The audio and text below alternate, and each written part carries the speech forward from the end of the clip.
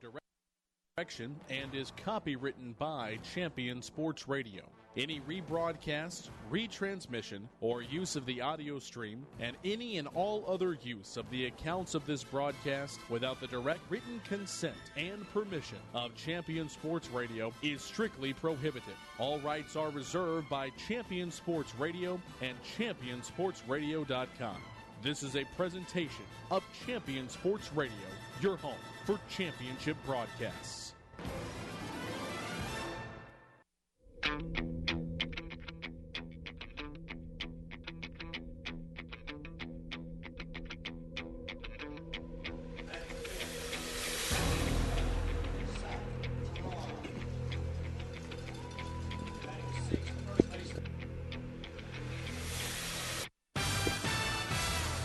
Dragons and Cowboys Carroll and the Coppell play for Regions 1 Class 6A quarterfinal.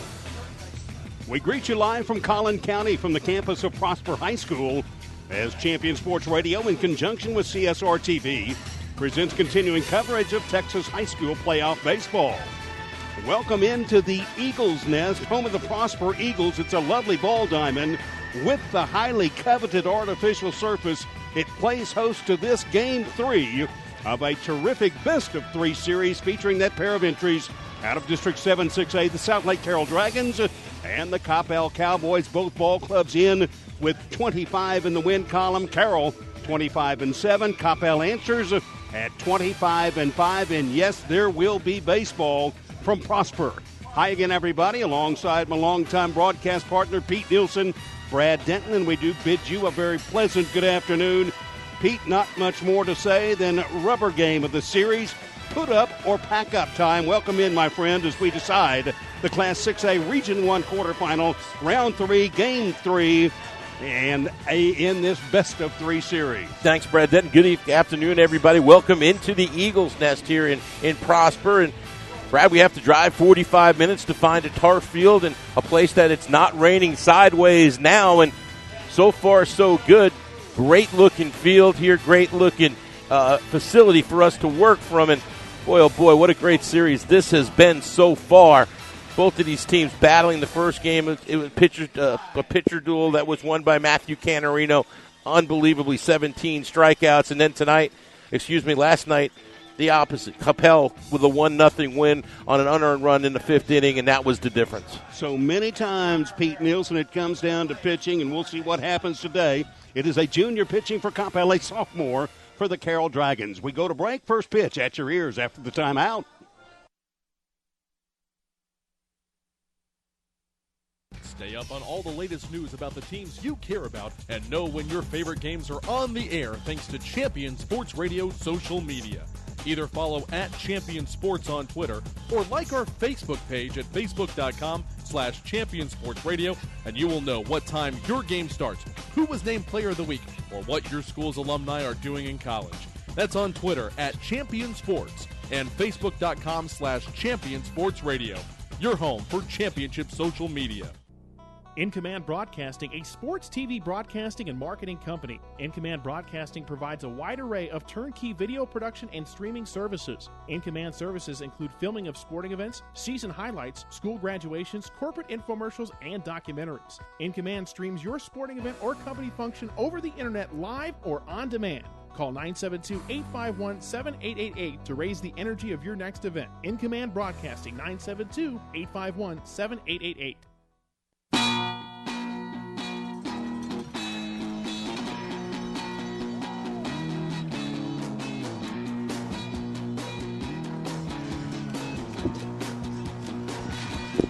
Just a few minutes away from first pitch of this one. I mentioned that Coppell enters at 25 wins and 5 losses. The South Lake Carroll Dragons answer with 25 up and 7 down, along with Pete Nielsen. I am Brad Denton. The series has gone, as you mentioned, Peter, Carroll's way in Game 1 on Thursday night, a 6-0 final. And the Friday night ball game, like Thursday, was staged at Argyle, and it was won in a nail-biter by these Coppell Cowboys by that measly margin of 1-0. So here we go. Why not play Game 3 between these two rivals out of District 7-6A. Two good head coaches for homestanding Coppell this afternoon. Kendall Clark, in his fourth year, he's won 87 while losing 39 ball games. And Carroll has the veteran in Larry Yu's 19th season with the Dragons, where he has won 468 while losing 206 ball games. Carroll, the visitor in tonight's game, will open up a lineup that features Drew Davis leading off, playing second base, followed by Ross Cadena, the sophomore left fielder. Eric Cole plays center field and bats third. Nick Motley bats cleanup. He's the catcher, followed by designated hitter Zach Farrar, who will bat for the starting pitcher in Cole Ramage. Casey Combs will bat sixth and play first base, and Ryan Bellamy plays right field, hitting seventh. And Kevin Kramer gets to start at third base tonight. He'll bat eighth. Soren Krug will bat ninth. Just about set to go. Let's take a look at Hayden Kettler, the 6'2", 180-pound junior right-hander. He is 3-0 for Coppell. 17 innings pitched, 5 hits allowed, no runs. Here's Kettler's opening offering to Drew Davis, wide. Kettler, a strike thrower, only one walk in the 17 innings when he struck out 15. No balls, one strike. Call it 1-1 on the outside edge is Kettler. By trade, on an everyday basis, the left fielder for the Coppell Cowboys, but gets to start here as the third arm. But Kendall Clark has an abundance of riches in the pitching department. And don't forget, Jensen Elliott's available for a spot at bat as well, only throwing a couple pitches on Thursday. And I'm not sure that Charles King also wouldn't be available. 62 pitches last night for King in 5 innings. The count 3-1 to Drew Davis. There's called strike two, run the count full. Albeit brief, our pregame show brought to us by our friends over at Meet You Anywhere Barbecue. Go to Meet You Anywhere Barbecue in Grapevine for the best barbecue in North Texas. Online, meetyouanywherebarbecue.com. In the air, hit pretty well. Drifting back to make the catch is Miles Pascal and Drew Davis. Initial batter, initial out of the baseball game. Remind you, this afternoon's broadcast of Texas High School Playoff Baseball on Champion Sports Radio brought to you in part by Jay Macklin's Grill, serving lunch, dinner, and weekend breakfast. Eat, talk, and drink at Jay Macklin's, the casual neighborhood grill, voted Coppell's best patio.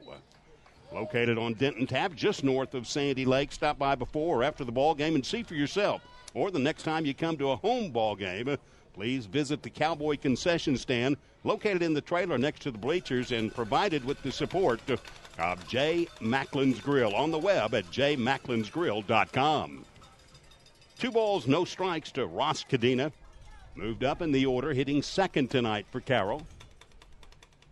Kettler delivers, strike one called. Kettler, Brad, we talked about in before we went on the air, hasn't pitched in a while, not since the last district game against Richland. So it's been a while for Hayden Kettler. Well, he'll kick and deal here, take a little off, and leave it upstairs. Defensively, for Coppell in the outfield, Miles Pascal. The centerpiece, flanked in left by Ben Kelly. In right field by Daniel Jones. 3-1 pitch. Fouled off right side and out of play. Around the infield, Austin Gross starts at third. The shortstop is Jacob Nesbitt. Right side of the infield, second sacker Ty Manning. And Marco Navarro is your Coppell first baseman. Kettler's battery mate is Cole Solomon behind the plate. There's the pitch. Swinging straight back into the net is Cadena, who will be followed by Eric Cole. 1 out, nobody on. Top of the first, scoreless from Prosper. And, man, a beautiful ball diamond it is here in Collin County. There's the pitch, strike 3 called. First strikeout registered by Hayden Kettler. Caught looking Ross Cadena. This half inning of Carroll baseball brought to you by Jeff Irwin State Farm Insurance Agency. For all your insurance needs, call Jeff at 817-259-8900 or visit jeffirwin.com. Also, you're brought to you by our friends, the Heineman family, to remind you that baseball is 90% mental, the other half is physical. It's brought to you by not Brad Denton, Yogi Berra. Switch hitting center fielder Eric Cole stands in, and he'll hack from that left side against the right hand Hayden Kettler. And a swing and a miss, 0-1. There's the pitch, and Kettler a little bit high.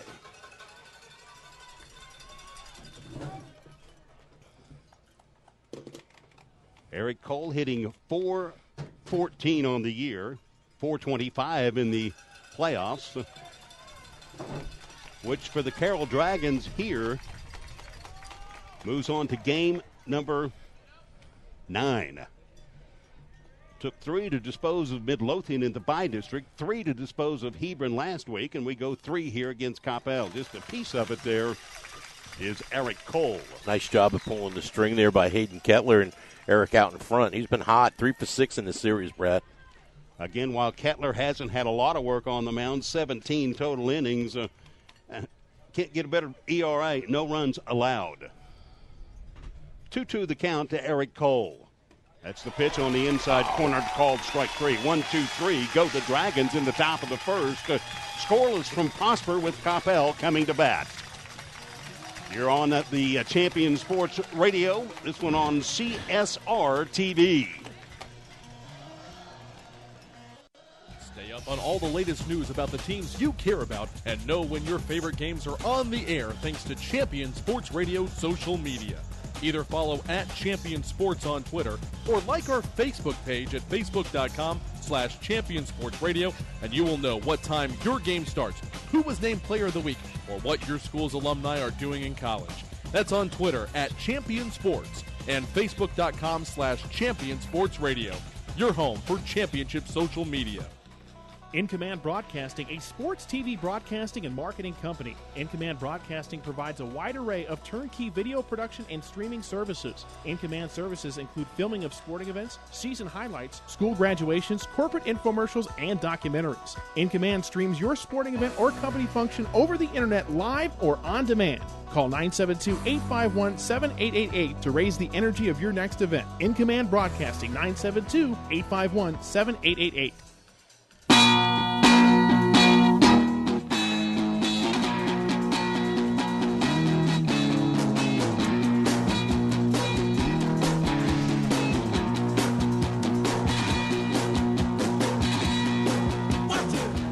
Bottom half of the first inning here at the Eagles Nest in Prosper, Texas.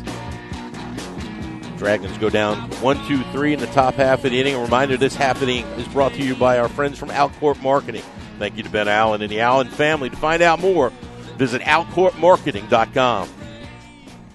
Mr. Nielsen, you mentioned Cole Ramage, the sophomore right-hander who draws the start in Game 3 for Carroll. Was terrific last week in Game 3, the 15-2 Dragon win over the Hebron Hawks.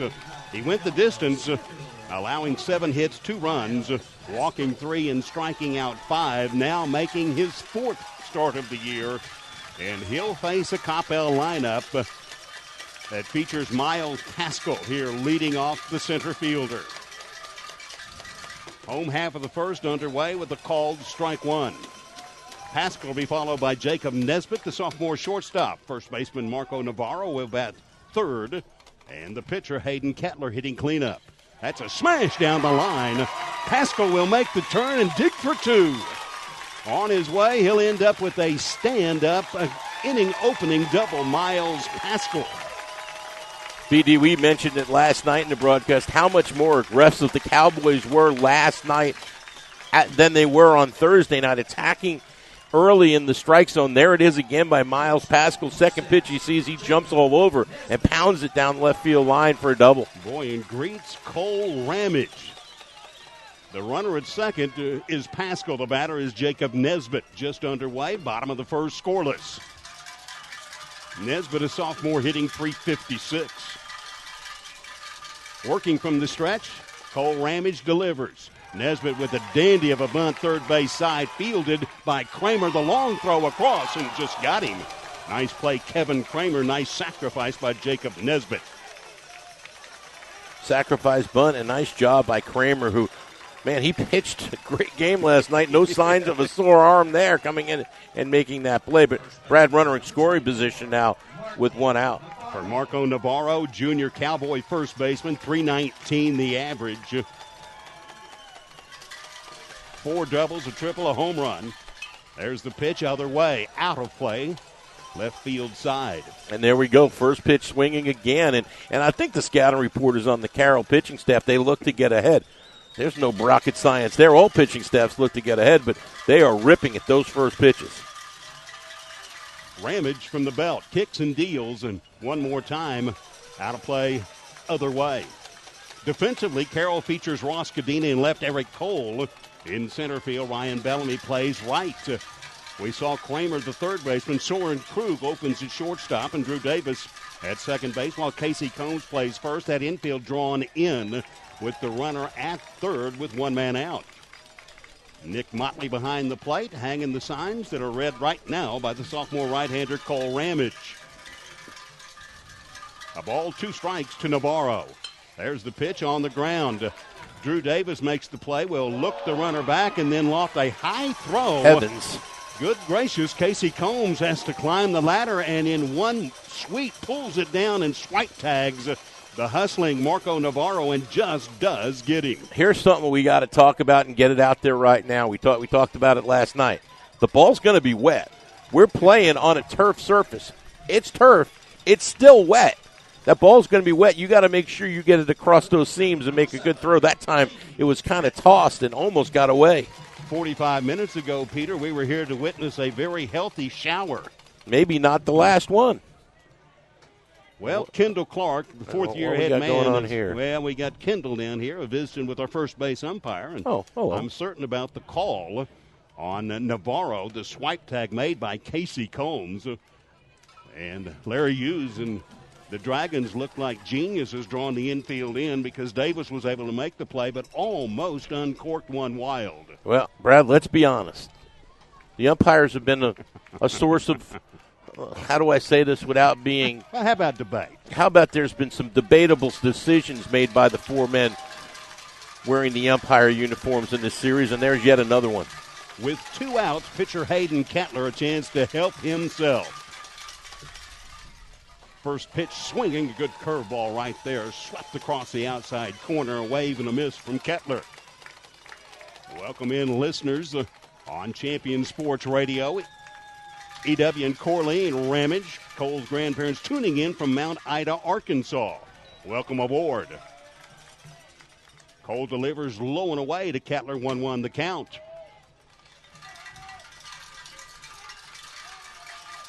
Oh, those cowbells that show up every game. There's the pitch. That one, a high strike call. 1-2. 2 outs. The runner on third, Miles Pascal, opened the inning with a double. On the ground, right side, fielded by Combs. He'll do it himself, 3 unassisted. And Cole Ramage and the Dragons live to tell about the Pascal inning opening double. And Coppell goes down scoreless on 1 hit. Along with no errors and 1 man left on base, we have completed 1 inning of play at the Bird's Nest in Prosper, Texas. We are scoreless, Coppell and Carroll. Harold Early said that when they study our civilization 2,000 years from now, there will only be 3 things that Americans will be known for: the Constitution, baseball, and jazz music. GDYO's Jazz Institute provides young musicians in North Texas the opportunity to learn what it means to be a jazz musician through weekly technique classes and combo rehearsals with professional jazz musicians. From the first note to the final round of applause, GDYO Jazz Institute concerts will amaze and delight both hardcore jazz cats and new fans alike. Learn more about the truly original American art form through the GDYO Jazz Institute. Online at gdyo.org/jazz.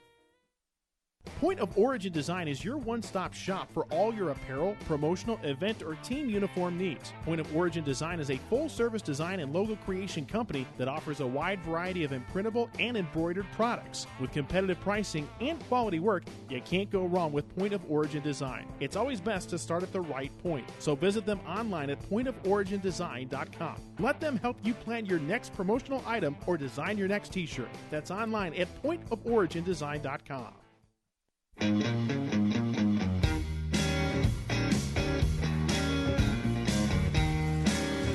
Top half of the second inning here at the Eagles Nest in Prosper.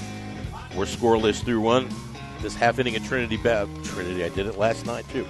Dragon Baseball is brought to you by Speedy B Car Wash on Davis, where they believe they have to earn your business on each and every visit. Visit them online at speedybwash.com for more details. Here's Nick Motley to lead off the Carroll second inning. Cleanup hitting catcher, hitting .440 on the season. Hayden Kettler delivers, called strike one, 1-1 the count. On Motley, the Dragons went in order in the first frame. There's the pitch. That's hit in the air in the gap. Right center field giving chase. Pascal not going to catch up with that. One hop off the wall. And here's Motley turning and digging for three. He's going to be in a sliding triple to open up the top of the second inning for the Carroll Dragons. Hit to the deepest part of this ballpark out there at the 370 sign, and he one hops it. Motley with great speed. He doesn't have speed like a catcher standing on third base, and here comes Alex Johnston, the courtesy runner to replace him. Great start of the inning for the Dragons. Well, in the bottom of the first, Coppell with an inning-opening double, and Carroll trumps that with the Motley triple to open up the bottom half of the second. First hit off of Kettler. I beg your pardon, top half of the second inning. Number 12, Zach Farrar. Here's designated hitter Zach Farrar, the junior, hitting at .435. A lot of ways to score. Johnston from third base. Oh, nice play. Coppell elects not to play the infield in. Great stop that time by Solomon behind the plate. Or the run scores. Yeah, Cole Solomon does a great job returning starter, just a junior. Kettler from the stretch. The pitch in the air, foul and out of play. A chance to remind you that the afternoon's broadcast of playoff baseball on Champion Sports Radio brought to you in part by Laura Barnett of RE/MAX DFW. If you're thinking about buying or selling your home, call Laura Barnett. Swung back and into the screen. RE/MAX DFW, area code 972-471-SOLD. Laura is Coppell's top producing residential agent. Has been since 2006. You'll be sold on the service of Laura Barnett of RE/MAX DFW. A ball, two strikes. On the ground, third baseman will make the play. That's Gross across and just does get hustling Zach Farrar, and throws in there at third base is Alex Johnston. Yeah, Alex in Never Land, and doesn't take off on contact, and probably a good decision on his part. He probably would have been put a pretty good place at the at home plate that time. So here's Casey Combs, dropped to 6 in the lineup. What an opportunity to bring that run in. Boy, that one had a lot of English down there, but well played by Austin Gross. Get an opportunity here. We need to introduce the Cowboys defensively. I don't think we've done that yet with all the goings on so far. Now Coppell plays the infield in with one out and the runner at third base. Ben Kelly's the left fielder. Miles Pascal's in center. Daniel Jones is in right. You just met Austin Gross. The shortstop's Jacob Nesbitt. Ty Manning's the second baseman. Marco Navarro's at first. Here's the pitch to Combs, and that one just misses upstairs. Heavens. 3 balls, 2 strikes to Casey Combs. That's not right. Scoreless in Prosper, top of the second inning. 2-0. 2-0 count on 2 and out. Yeah, it is. That scoreboard flashing up. 2-0. False numbers. Beg your pardon. There we go. We'll get it. We're right on it. Now it's 3-0. Now 3-0 to Mr. Combs, who will be followed by Ryan Bellamy.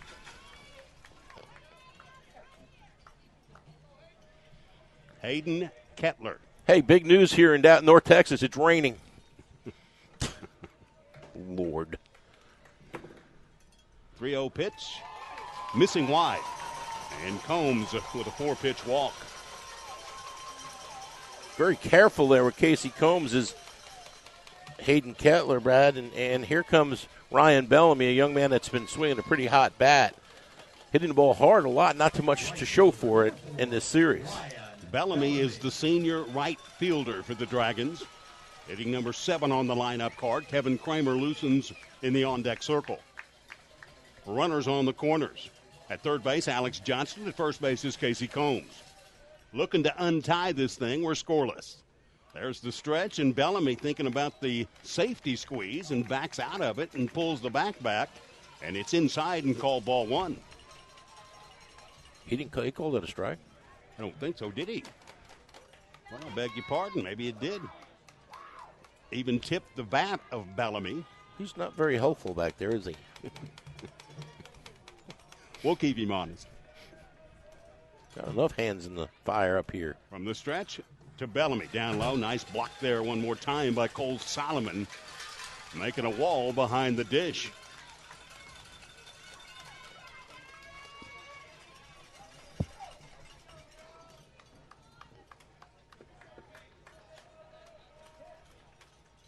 Wind blowing out to left field, but it'll take a poke to get it out of here with that green monster properly defined here at the Eagles Nest. 285 and 26 feet, 285 down the line and 26 feet tall, I'm told.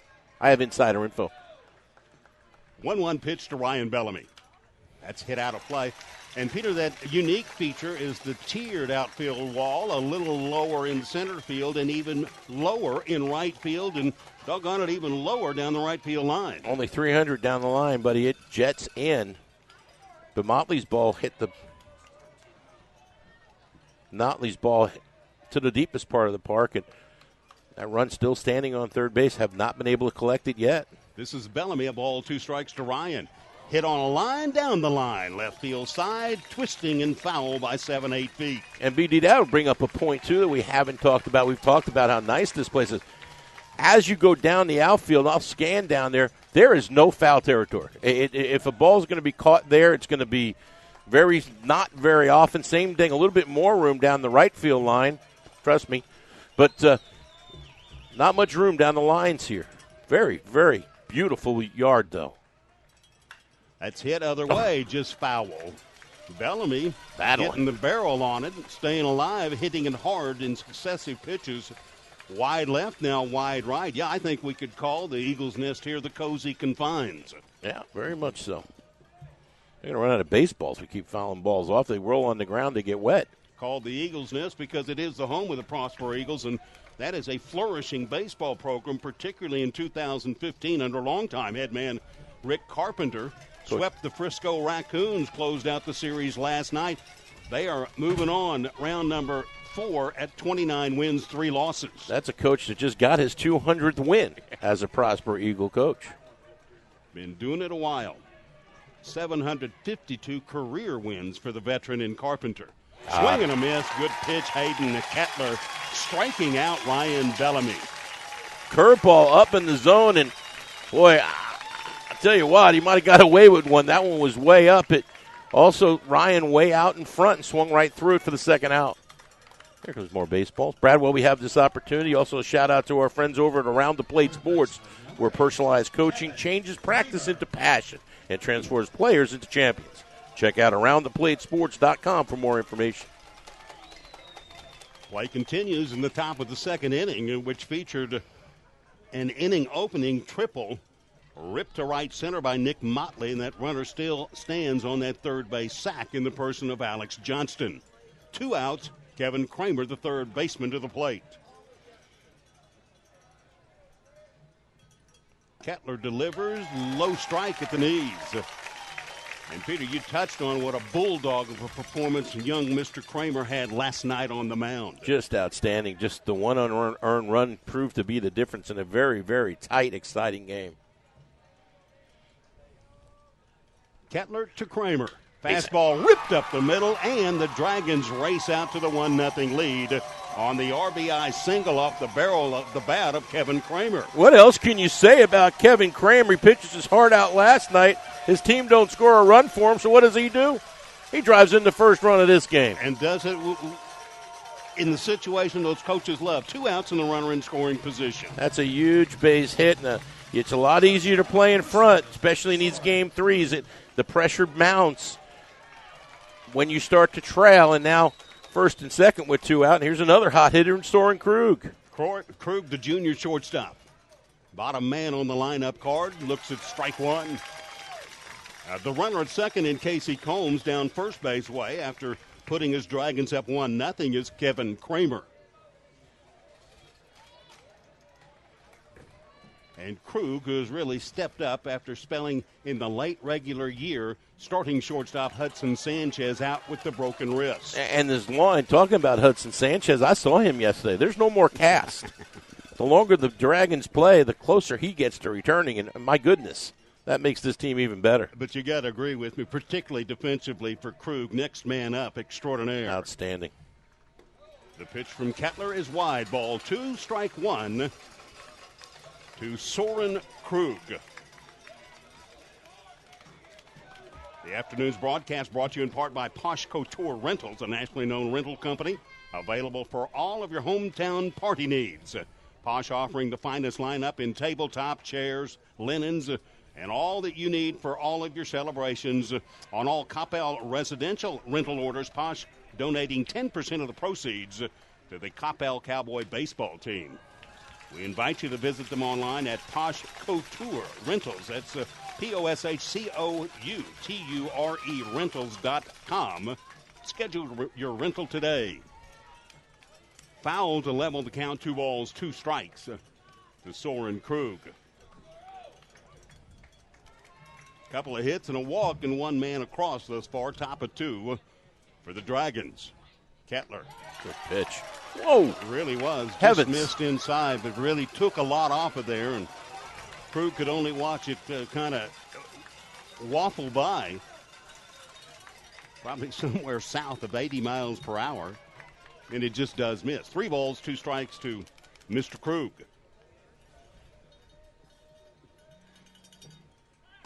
Kettler called strike 3 and gets out of it with minimal damage done as Carroll posts 1 run on the 2 hits. No errors, and 2 men are left on base. Middle of inning number 2. New score from Prosper.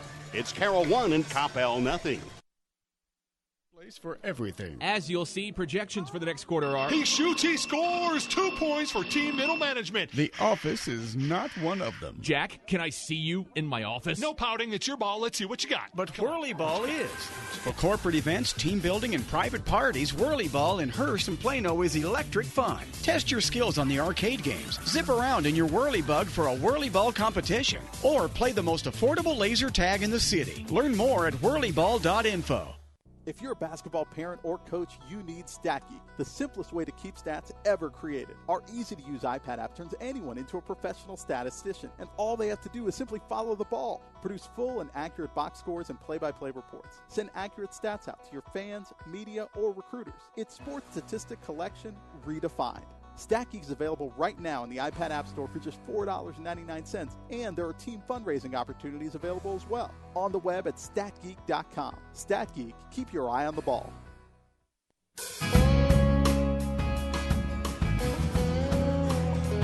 Bottom half of the second here at the Eagles' Nest in Prosper. Dragons able to scratch across and run the top half of the inning, leading 1-0 here, bottom half of the second inning. Brought to you by Nothing But Cake, so yummy you'll wish they didn't have a hole in them. Stop by their location at South Lake Town Square or call at 817-416-6228. A rainbow of umbrellas have been opened here in the last 10 minutes as a decent drizzle continues to pound down in Collin County. Cole Ramage working to Trey Becerra, who lifts one into right field. Bellamy drifts over towards the line and makes the catch on the ball hit in the air by designated hitter Trey Becerra. Becerra, by the way, hitting this afternoon for left fielder Ben Kelly. That's that first out in that shutdown inning that you always like to see by Cole. Good swing there by Becerra, just not good defense. Austin Gross, third baseman, called strike 1. Good curveball by Cole Ramage. Peter Gross, the sophomore, and so many young people on this Coppell lineup. In fact, you check the lineup card, 9 of the 10 players, including designated hitter-pitcher combination, underclassmen. Yeah, just so much talent. And, Brad, we talked about it last night when Thomas and I worked the game. We see that everywhere we go, just so many underclassmen making their impact as the playoffs continue. By the way, the lone upperclassman for the Carroll Dragons on the lineup card loosens in the on-deck circle, right fielder Daniel Jones. 2 balls and a strike to Gross. Now 3 balls and 1 strike as Ramage misses low and away. Dragon defense in the outfield, shallow like always. Eric Cole is playing short second base. Long second base. He's so shallow. On the ground, 2 Drew Davis at that deep second base position. Gobbles it up. Cross sidearm to Casey Combs, and 2 up and very quickly 2 down in the Coppell half the second inning. BD, was that a 3-0 pitch? I don't think so. I think he did have one strike, I Okay. believe. Okay. That would have been a little bit surprising. Here's Daniel Jones, an opportunity for us to remind you that tonight's, or the afternoon's broadcast, Playoff Baseball Champion Sports Radio, brought to you in part by Valentine Premier Roofing. Based in Coppell, Valentine Premier Roofing providing commercial and residential roofing services. Contact Valentine Premier Roofing by calling 9725-384400 or visit them online at valentinepremierroofing.com to find out how your replacement roof can benefit Coppell High School baseball. Swing and a miss by Jones, 0-2, the count to the senior right fielder.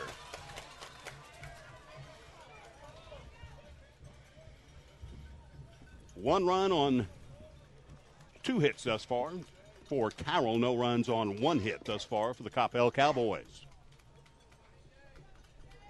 I think that rain has slowed down just a little bit, but I think that faucet's going to be turned off and on all afternoon. Jones stays alive. Can't wait till the heavy stuff gets here. And it is advertised as on its way. And that's why we moved this game up. Originally a 3 o'clock start, moved up to 1. I'm like many people that were wondering why we weren't playing at 10 o'clock. They'll get it in. Ramage misses with the curveball. Maybe a long day at the yard, but we'll get it in. Again, Cole Ramage, 2-0 on the year, was used in relief as a closer. A good part of the regular year district competition. It's the 4th start for the sophomore. Comes in with the overhand fastball and misses low and inside. 2 balls, 2 strikes. This inning number 28 worked for Mr. Ramage. An ERA of 2.15, striking out 31 in 26 innings worked into tonight's game. Really nice at-bat by Daniel Jones, working his way out of that 0-2 count all the way back to 3-2 now. Ramage tries to get him to chase low and away, and Daniel Jones just takes a look at ball 3. The senior and Jones really working hard here for the Cowboys. Payoff pitch on the way, swing and a miss, and a 1-2-3 inning authored by the sophomore Cole Ramage. We have concluded 2 innings of play at the Eagles Nest in Prosper, and our count continues at South Lake Carroll 1, Coppell 0. The Centers for Disease Control and Prevention estimates that nearly 4 million brain injuries occur every year due to sports in the U.S. They also estimate that 70% of concussions go unreported. Not identifying concussions early can be devastating, especially if the athlete continues to play with symptoms. Catching hard hits fast is critical, and that's why you need the Shockbox Helmet Impact Sensor. The Shockbox is a small sensor that easily attaches to most football, lacrosse, and hockey helmets and instantly sends a signal to a smartphone on the sidelines when the player has taken a hard hit that puts them at higher risk for injury. The free app receives data from the sensor, displays information about the impact, and even walks the user through a concussion assessment. The app also logs symptom and impact data for future medical use. Visit ShopboxDFW.com to learn more about the Shockbox Impact Alert Sensor and determine if it is the right option for your child. Be warned instantly when a player has experienced a head impact that could result in a concussion. Visit ShockboxDFW.com today. ShockboxDFW.com.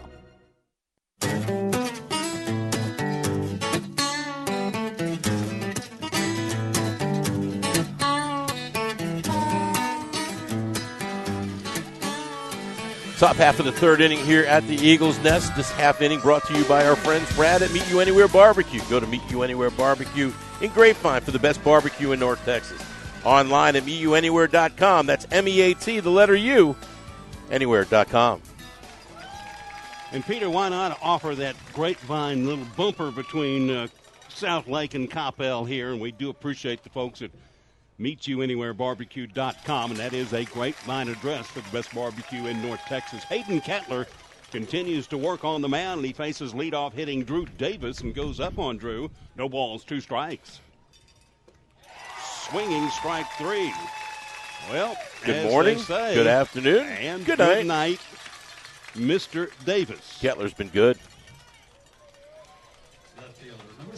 Here's another one of those youngsters, sophomore left fielder Ross Cadena.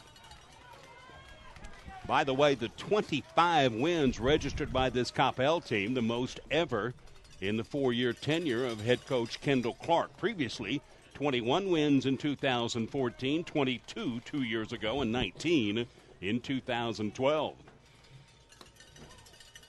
Cadena looks at one wide. On the other side of the coin, Larry Hughes has won more than 25. In fact, recently, 2014 went 31-6, and 2 years ago went 34 up and only 6 down. That's a good pitch. That's Hayden Kettler coming back from the 2-0 count with called strike one. And not right down the middle, painting that outside corner. Cadena, strikeout victim in the first, grounds foul wide of third. Tell you what, Brad, this weather, we've talked about it enough today already, but look at the fan. This place is starting to fill up, and definitely enough room out here in Prosper. Late arriving crowd, I think people are in disbelief that we're playing. But we are. Just hope they brought a towel or brought a big billfold to sit on because it's damp. Kettler striking out Cadena for a second time in as many at-bats. And how about 5 strikeouts and counting for the junior right-hander Coppell's Hayden Kettler? Yeah, curveball he's got them fooled. He's got them out on that front foot, and they can't react. And that's the second time that Cadena's gone down on that same pitch.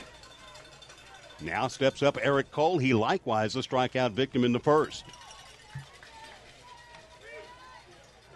The difference in this ball game, the one run plated by the Dragons in the top of the second, which was led off by a Nick Motley triple. That's swatted down the right field line, wide of first baseman Marco Navarro. Daniel Jones is going to be made to go get that one. So a slight delay.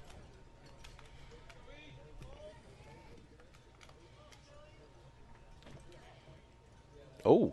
The afternoon's broadcast brought to you in part by Dr. Glenn Solomon, supporting Coppell Cowboy Baseball and his family dental practice. Dr. Solomon providing complete family dental care, including cosmetic dentistry, Invisalign orthodontics, and general family dental care. New patients always welcome. Call today, 972-745-7745. Visit them online, gksolomondds.com. Improve your smile today with Dr. Glenn Solomon.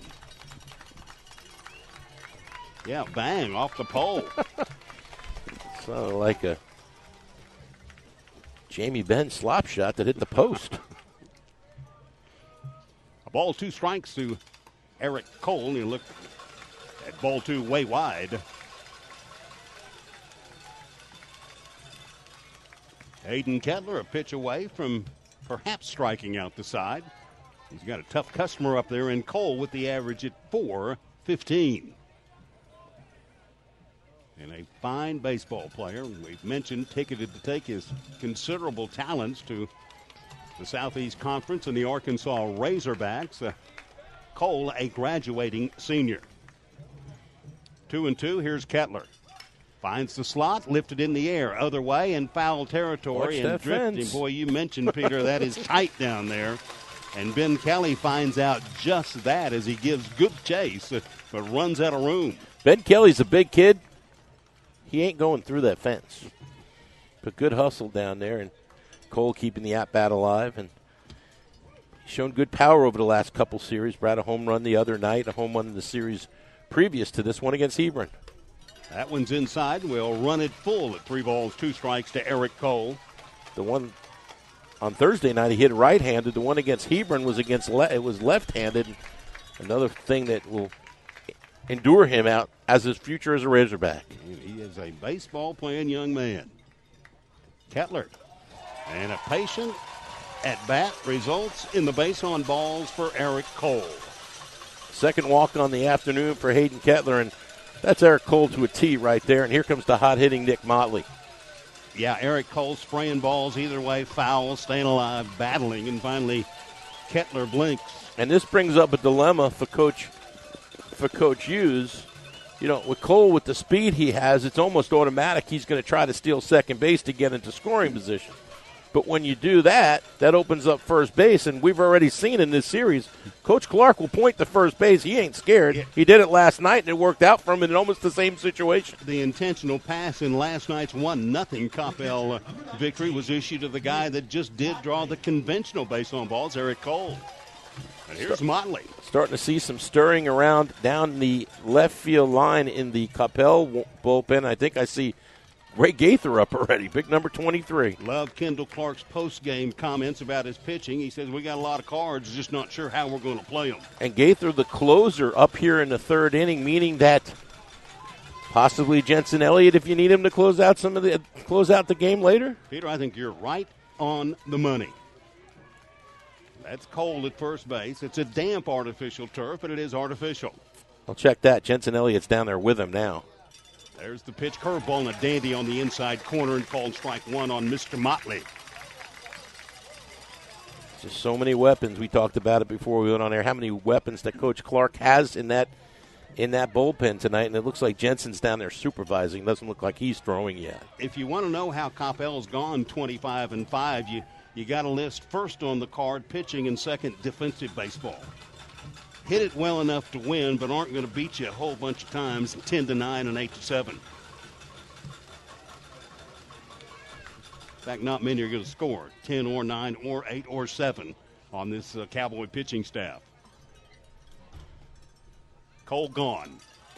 Motley swings through it.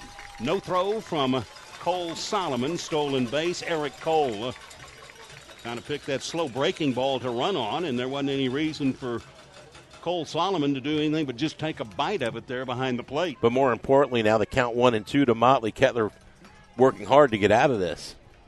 Yeah, it was a good pitch swung through by Nick Motley.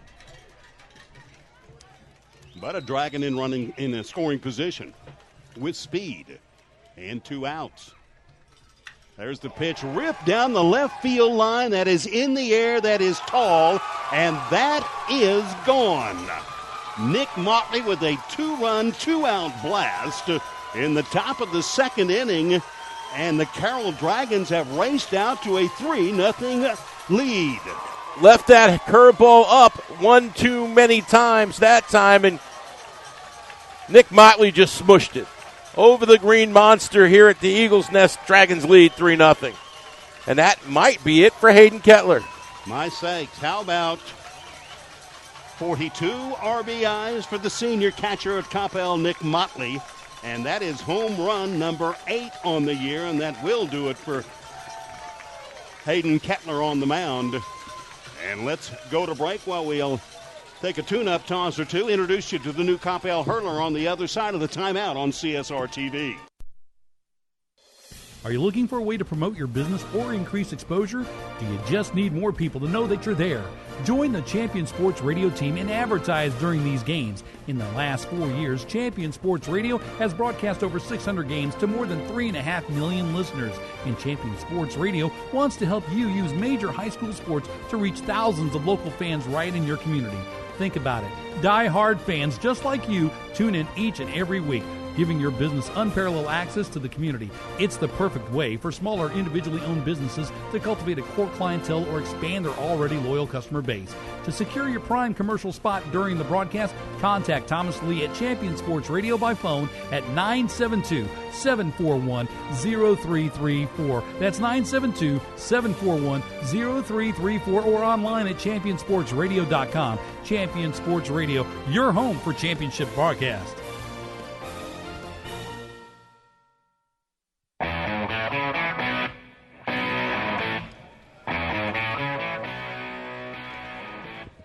Fella out there taking the tune-up tosses, wears a number 23. He is a junior fireballer, and Ray Gaither of Coppell. Good size at 6'3" and 215 pounds. And Peter, the youngster can simply bring it, and we saw 2 innings of his work last night, and he was near flawless. He was impressive last night, and how about Kendall Clark rolling the dice here, bringing him in in the third inning? That just shows, and it goes back to what we talked about a minute ago. It just shows how important it is for him to keep this game close, because he knows how much pitching he has that he can run out there. You bring your closer out to get out this inning, and you ride him as long as you possibly can at this point. Gaither has pitched 14 innings on the year, all in relief in a closer's role. The ERA, by the way, 0.55. On the ground, Zach Farrar to the shortstop. Jacob Nesbitt fields, fires, and retires. Farrar out number 3, but not before. Carroll flexes their muscles. The Dragons plate a pair on one hit. The big round tripper of Motley, no errors, and nobody left on base. New score, middle of 3 from Prosper. It is Carroll 3, Coppell nothing. But many of us don't know we have a problem until it's too late. On April 2, 2009, Zachary Schraw, a 16-year-old sophomore offensive lineman, died of sudden cardiac arrest, the number one cause of death among student athletes. Like so many SCA victims, Zach had no heart issues, nor did anyone in his family. If Zach had an echocardiogram, he might have been able to avoid suffering a condition that takes 10,000 of our youth each year. In his memory, Living for Zachary was formed to try and prevent SCA from taking the lives of youth everywhere. Join in the fight today and stop the silent killer of SCA by scheduling your young athlete for an echocardiogram, a procedure that can detect any heart issue with 99% accuracy. For more information, visit www.livingforzachary.org. That's living4zachary.org, and let your heart be heard.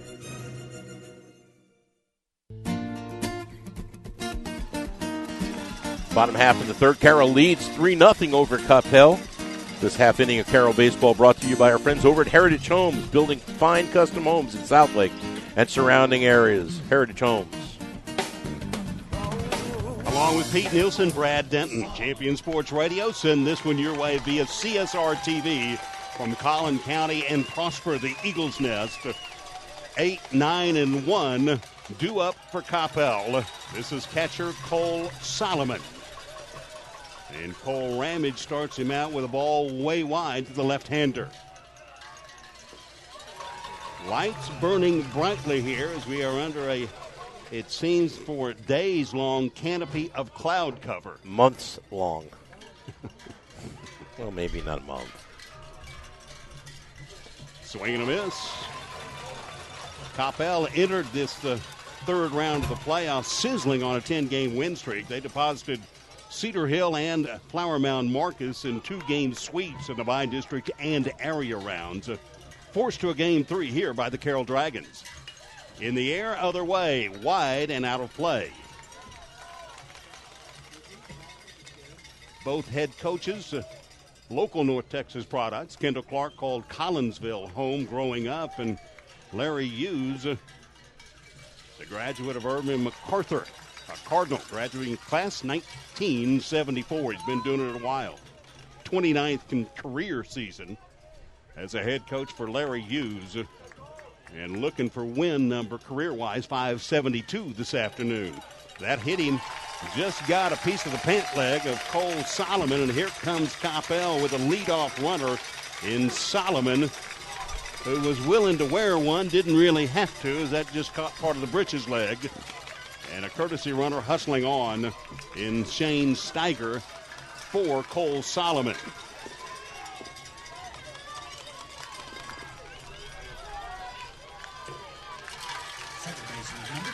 Here's Ty Manning. Man, was Ty big last night. Hit a double to open an inning and ended up scoring the game's only run later in that frame.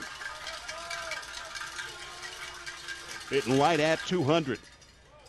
Motley blocks, gets away from him, run's going to go, and Shane Steiger slides safely into second base. That's a great job by Steiger, getting a good read on that pitch. Motley did a good job to block it, but it rolled a little bit away and enough for him to move up to second base now into scoring position with nobody out. And a ball and no strikes to Ty Manning. Need to get that momentum back if you're on that third base dugout, if you're a Coppell Cowboy. And they are working on that. 1-0 to count. Ramage to Steiger down low, blocked up front by Nick Motley. 2 balls, no strikes. That Manning double last night just whistled down the left field line about waist high and rattled around in the corner.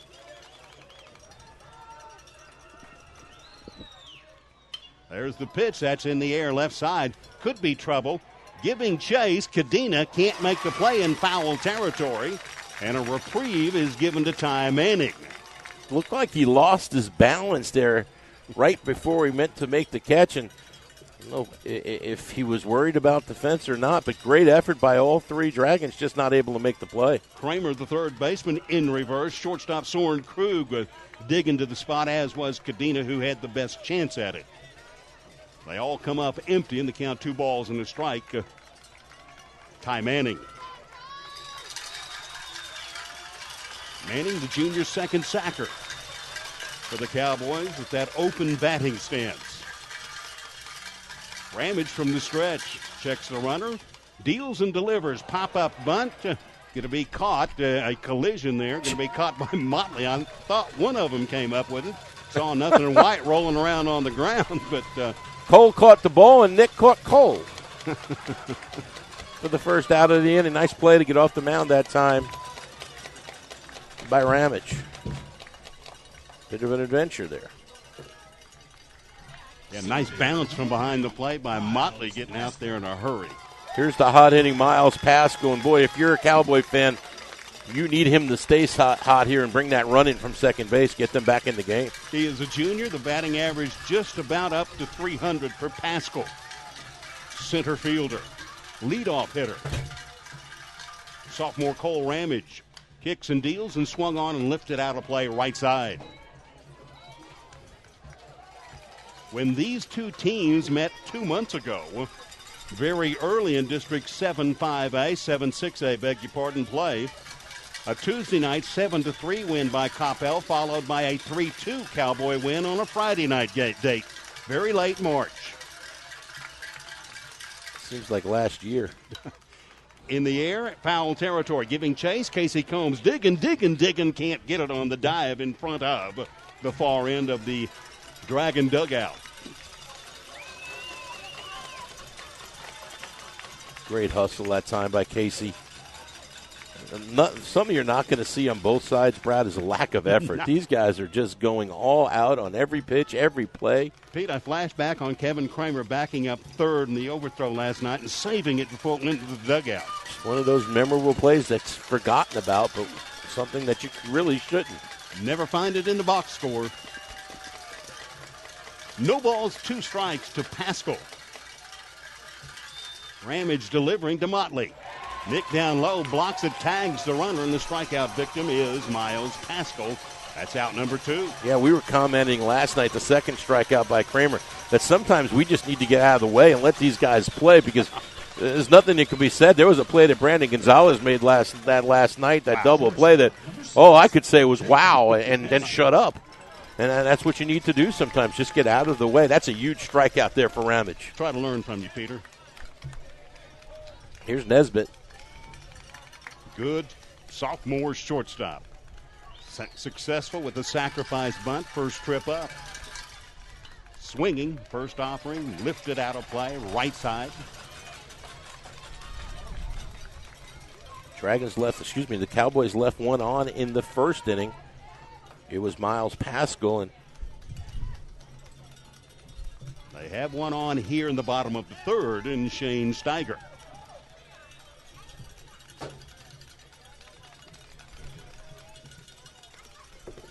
The 0-1. Missed it wide. Ball 1. Kadena, Cole, and Bellamy in the Dragon outfield left to right. Kevin Kramer mans down the hot corner. Soren Krug playing shortstop. Second sacker, Drew Davis. First base, Casey Combs. Motley behind the dish. And Ramage working a ball and a strike. To Nesbitt. Fastball over the top, again wide. And it'll go 2-1. Just missed that time. That was a good pitch. Nice job by Jacob Nesbitt, an underclassman, to show the patience that he is in this at-bat. The umbrellas have been folded up for the most part. Us. Thank you.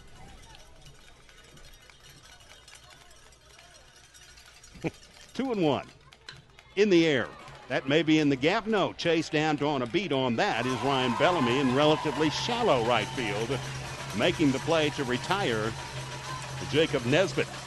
Well, home half of the third. Coppell comes up empty. No runs on no hits and no errors, and they do leave one man on base. We are through 3 at the Eagles Nest in Prosper, and our score continues. The Carroll Dragons 3, the Coppell Cowboys nothing. Are you looking for a way to promote your business or increase exposure? Do you just need more people to know that you're there? Join the Champion Sports Radio team and advertise during these games. In the last 4 years, Champion Sports Radio has broadcast over 600 games to more than 3.5 million listeners. And Champion Sports Radio wants to help you use major high school sports to reach thousands of local fans right in your community. Think about it.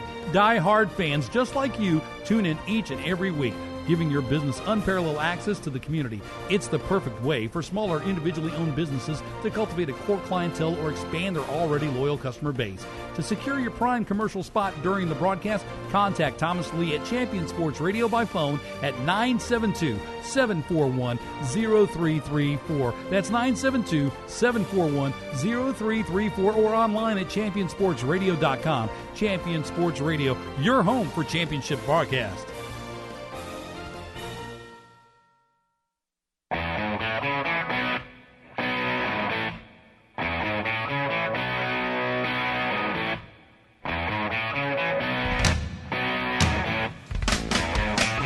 Top out for the fourth inning here at the Eagles Nest, brought to you by Priority Signs and Graphics, custom building signs, pole signs, LED messages, and large format printers, where your sign is our top priority, on the web at PrioritySignsAndGraphics.com. Dragons lead 3-0, top four. Here's Brad. Working against hard-throwing right-hander Ray Gaither. Got out of the last inning with one pitch, the ground out from Farrar to Nesbitt. Now he's going to work on Casey Combs and goes 1-1 on the first baseman for the Dragons of Carroll High School, batting sixth, to be followed by Ryan Bellamy. Then we see Kevin Kramer. Gaither fastball. This is to Nesbitt. 2-3 hops, and Jacob easy throw across to Navarro. 6-3 in the scorebook. Reminds you. Is that the sun? Hold on. I see a shadow. The afternoon broadcast of Texas High School Playoff Baseball on Champion Sports Radio, brought to you in part by local State Farm agent Dan Garber, who is there to walk you through the free double discount check and make sure you're getting the car insurance discount that you deserve, whether it's being a good driver, having a good student, or combining your car and home policies. Dan knows how to turn discounts into real savings. Give Dan a call or check him out at dangarber.com. Like a good neighbor, State Farm is there. Agent Dan Garber is there. Boy, Gaither racing out to a no-ball, two-strike count on Ryan Bellamy, who was a strikeout victim of Hayden Kettler back in the second inning.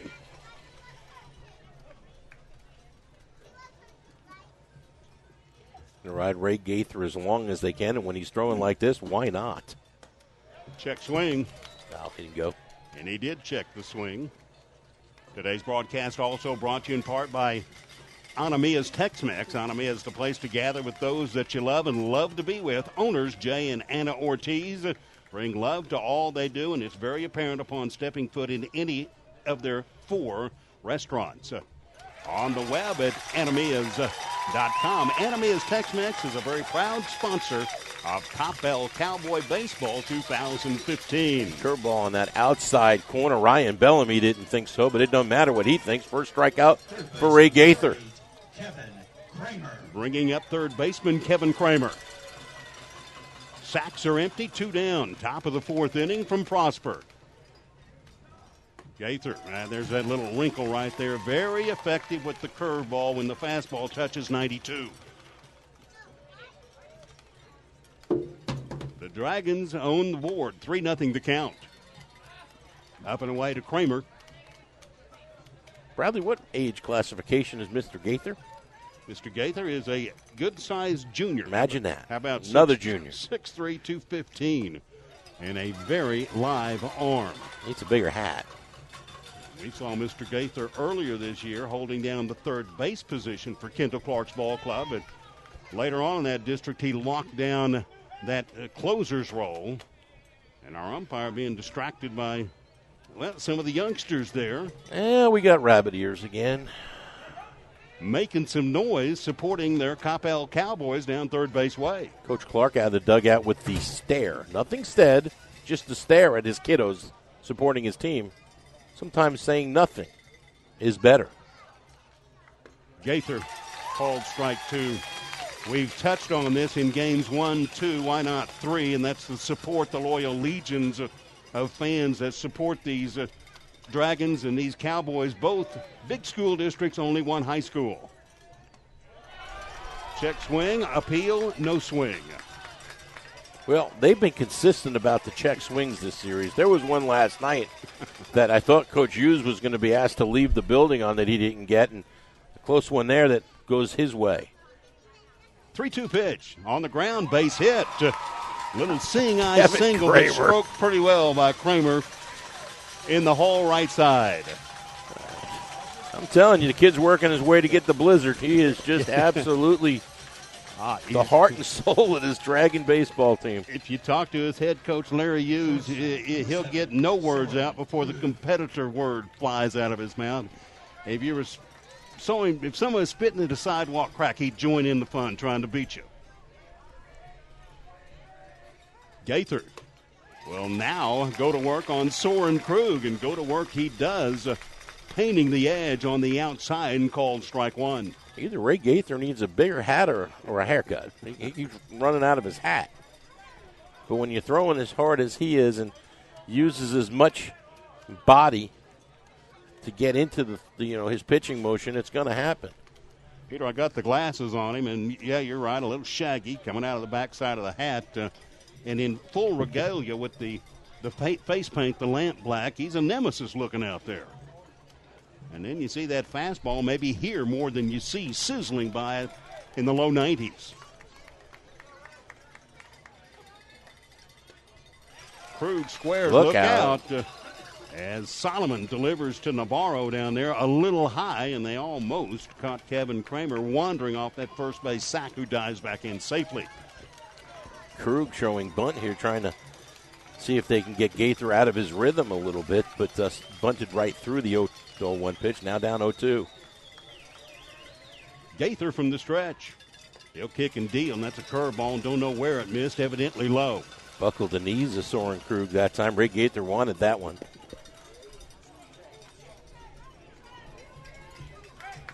Just because these Cowboys are young, don't think that the colleges and even the pro scouts don't have these guys on the radar screen. It'd be crazy not to. Because Gaither has what most of them look for first, and that's what his head coach calls velo, velocity. 2-2 now the count to Soren Krug. There's the pitch, lays off the curveball, and we'll run the count full. It's a nice at-bat by Soren Krug, also down in the count, 0-2. Has worked it all the way to 3-2 now. Base coaches for Carroll third baseway Austin Cranford, and pitching coach Larry Buchan handles the first base coaching chores when his team's working offensively. And uniquely, the veteran Larry Hughes watches it all unfold from the dugout. As far away from home plate as he possibly can, all the way down the end of the dugout. Going is the runner, popping this one up. Navarro says, I got it, and on that first base line, now drifting a step into fair territory, he will make the catch, retiring Soren Krug on a scoreless Dragon top of the fourth. On no hits, no error, or one hit rather, and one man left on base. We continue from Prosper, middle of the fourth inning with the score, Carroll 3 and Coppell nothing. Tired of only spending time as a family huddled around the TV? Would you like to enjoy some culture with your loved ones without breaking the bank? Then let me introduce you to the Greater Dallas Youth Orchestra. The GDYO provides music education and performance opportunities for musically talented youth, but this is no kids' concert. The GDYO comprises 7 different ensembles made up of over 425 talented musicians ages 8 to 18, representing more than 50 communities in North Texas. You won't believe how amazing these ensembles sound until you hear it for yourself. So join them for one of their concerts at the Meyerson Symphony Center or Dallas City Performance Hall. For more information on how to make a donation, as well as a listing of upcoming GDYO concerts, visit gdyo.org. And if you know a talented young musician interested in an unbelievable experience, auditions take place in the spring. Connect with the Greater Dallas Youth Orchestra on Facebook, Twitter, LinkedIn, and at gdyo.org.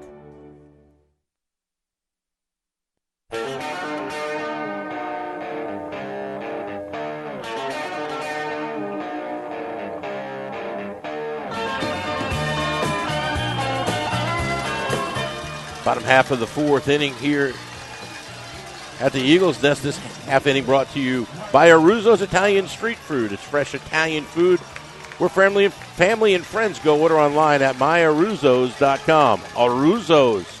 Also brought to you by SportsMed Chiropractic. Former Dragons pitcher and UTA Maverick Dr. Ryan Robinson has his practice located on Main Street in Grapevine. Dragons helping Dragons get back in the game and keep them there. SportsMedChiro.com. Peter, you and the czar of Champion Sports Radio, Thomas Lee, had a good time last night working that game 2-1-0 Coppell win, and I think Thomas had more fun saying Aruzzo's than anything else. And he was excited. Then when I told him how good it was, he even got more excited. Meanwhile, 3-0. Yeah, 3-0. Lucky number 13, Cole Ramage, way down in the count to the leadoff hitting first baseman in Marco Polo. Meat of the Coppell order, 3, 4, and 5 due here, home half fourth. There's called strike one. I bet you Navarro's taking another one. They do need base runners on the short end of a 3-0 scoreboard. What do I on know? The ground. That's a base hit to right field by Mr. Marco Navarro. Only the second hit surrendered by Cole Ramage. This one leading off the fourth inning. Get back in behind in that count. It makes it a lot easier to be a batter and sit back and wait for one pitch that you're looking for. That's exactly what Marco Navarro did there. And here's Kettler, who stayed in the game as the left fielder.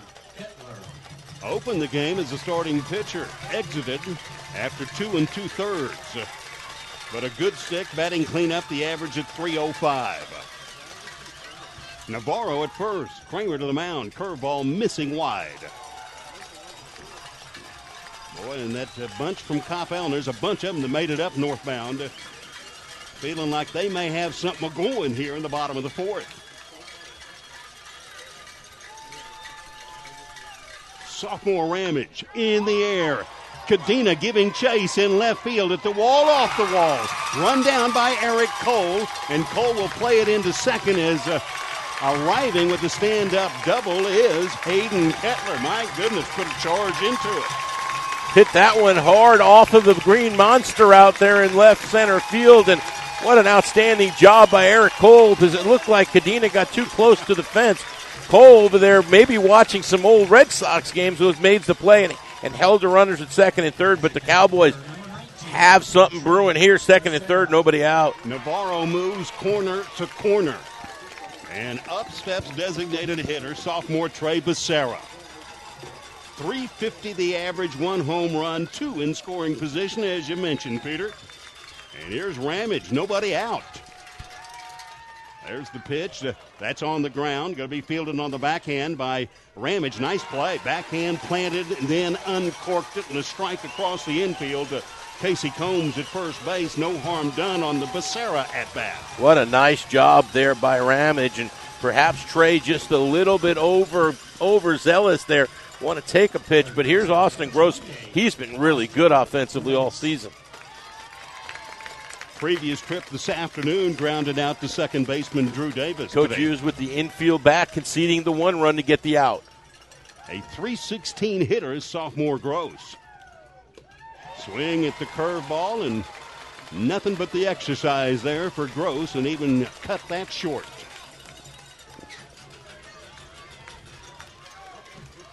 It's back-to-back innings that the Cowboys have had leading running on, and haven't been able to move them yet. Bouncing ball up the middle. Going to be fielded by Krug. Throws across. Safe. Run across. Pitch touching the pay stations. Marco Navarro.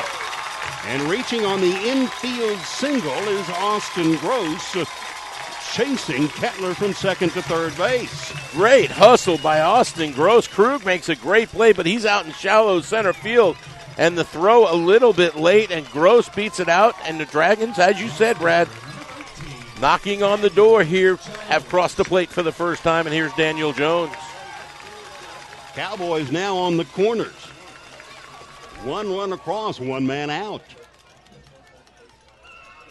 Cole Ramage with a stressful bottom of the fourth continues to work. He'll check the runner at first, the move over there. Tardy is dancing back in after the infield base hit is Austin Gross. Wind blowing out to left field towards the Green Monster. Ramage delivering a called strike on the outside corner, knee high. And Daniel Jones, who struck out in the second inning, simply throws his head back right there. Not much he could do with that, but hope it was ball one. It wasn't. Gross at first, Cattler at third base. 0-1 pitch. Up in the air, right over the top of us here at the Eagles Nest from the Catbird seat.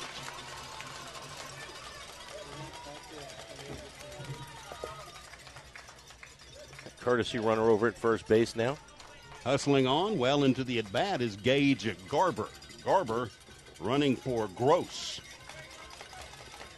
Coach Clark taking a minute to think about that one before he makes that move. And maybe even just to slow the at-bat down a little bit, Brad. 0-2. Yeah, you might be on to something there. Peter, you're a thinking baseball man. Oftentimes a step ahead of me. Here's Ramage, going to make that step to third, throw to first move, but unsuccessful with the surprise party on the fresh runner Gage Garber at first base. Daniel Jones down in the count, no balls and 2 strikes, 1 out, 2 on, 1 in. There's the pitch, pitching out. Garber not going. And Motley looks him back. I think Nick, if he thinks about it again, throws down, he may have a chance to get Garber there, but then he doesn't want to take that chance with the runner on third base.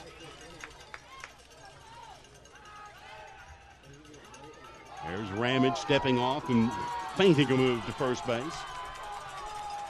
And, of course, everybody in the stadium that doesn't know it thinks it's a ball. No, folks, not really. The doctor, from a Carroll Dragon perspective, would order the double play ball right here. Fastball down low, and that just missed. Boy, tough to take that if you're Daniel Jones, but he takes it and lives to tell about it. 2 balls, 2 strikes. I thought we were getting thrown at.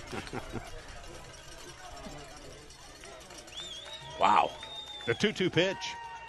On the ground, could be 2. Krug to first. Gage Green was breaking on the pitch, and he was already in second. And they'll throw out Krug to Combs to retire Daniel Jones, who drives in a run right there. And we are here at Prosper and now introducing a brand new game. 1 run separating the two. The Dragon lead severed to 3-2. Coach Clark sending the runner, saved the double play ball there, Bradley. They would have had a chance for 2 on the ball right to Krug, and he's able to get the out, but the runner now in scoring position with 2 out. Cole Solomon stands in left side. Walked his previous at bat. Was left stranded, called strike 1.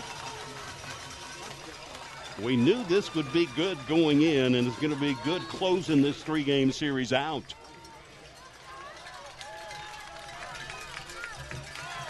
Carroll plating 1 in the second, 2 in the third, and Coppell answering with a deuce on the board here in the bottom of the 4th. There's the pitch, swinging Solomon. The matinee broadcast brought to you in part by Republic Title, a proud sponsor of Coppell Cowboy Baseball. Republic Title has been ranked as the #1 title company in Metroplex for 7 years in a row by the Dallas Business Journal. A Coppell resident since 1983, Jay Turner has been a title company attorney serving Coppell and the Valley Ranch areas since 1984. Here's the 0-2 pitch. Swing and a miss. Strike 3 called. And the damage done by the Cowboys. 2 runs on 3 hits, no errors, and 1 man left on base. New score from Prosper through 4. It's Carroll 3 and the Coppell Cowboys 2. About the teams you care about and know when your favorite games are on the air thanks to Champion Sports Radio social media. Either follow @Champion Sports on Twitter or like our Facebook page at facebook.com/CSRTV. Facebook.com/Champion Sports Radio, and you will know what time your game starts, who was named Player of the Week, or what your school's alumni are doing in college. That's on Twitter @Champion Sports and Facebook.com/Champion Sports Radio. Your home for championship social media. In Command Broadcasting, a sports TV broadcasting and marketing company. In Command Broadcasting provides a wide array of turnkey video production and streaming services. In Command services include filming of sporting events, season highlights, school graduations, corporate infomercials, and documentaries. In Command streams your sporting event or company function over the internet live or on demand. Call 972-851-7888 to raise the energy of your next event. In Command Broadcasting, 972-851-7888.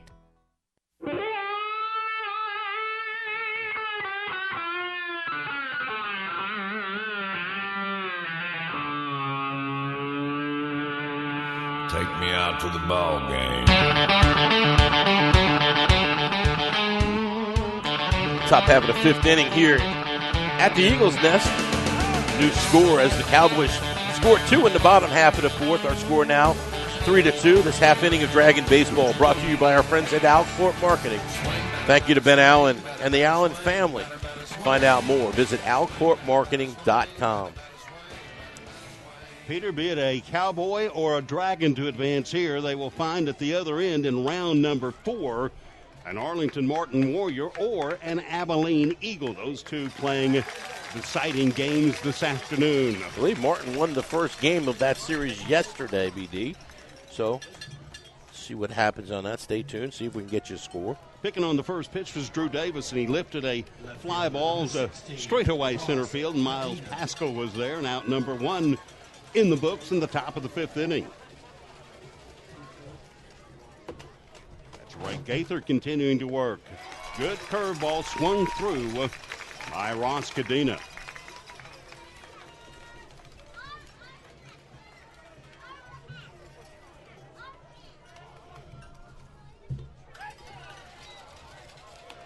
Today's broadcast of playoff baseball brought to you in part by Del Frisco's Double Eagle Steakhouse. For Dallas-Fort Worth's finest steakhouse dining experience, it's Del Frisco's Eagle Steakhouse. Call General Manager Greg Kalina. Area code is 817-877-3999. Make your reservation at their Fort Worth location or make them online at delfriscos.com. Del Frisco's Double Eagle Steakhouse. Brad, while Gaither is rolling right along, look down the left field line, and Jensen Elliott warming up in the bullpen, as predicted. That is a tough back end of your pitching staff right there, at least in today's game. Actually, Jensen Elliott, the talented 6'6" senior, has been the front man all year. On the ground, 2 bounces. Gross fires across. Nice short hop dig by the first baseman, Marco Navarro. Austin Gross gunning out Ross Cadena. Boy, Marco Navarro has done that 3 or 4 times this series over at first base, saving his third baseman with low throws, and I think it may be by design that he's bouncing it over there, taking advantage of the turf. You will get the true hop. The only dirt here is found on the pitcher's mound. Much the same situation as we had at the ballpark at Argyle the last 2 evenings. Gaither gunning it down, low and in. These playoffs start rolling pretty good, Peter. Just 2 weeks ago, we opened Class 6A playoff action with 128 entries. We are at round number 3 now, 32 alive. And out of today's play, unless games are extended because of wet weather, we will be down to a Sweet 16 across the state.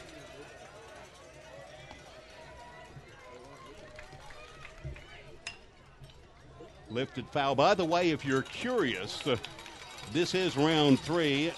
Whoever advances to the state tournament, a Final Four situation, has to win next week's regional semifinal and then win the region the week after that. Those finals will be staged at Dell Diamond in Round Rock, I believe June 13th, the start date. Correct.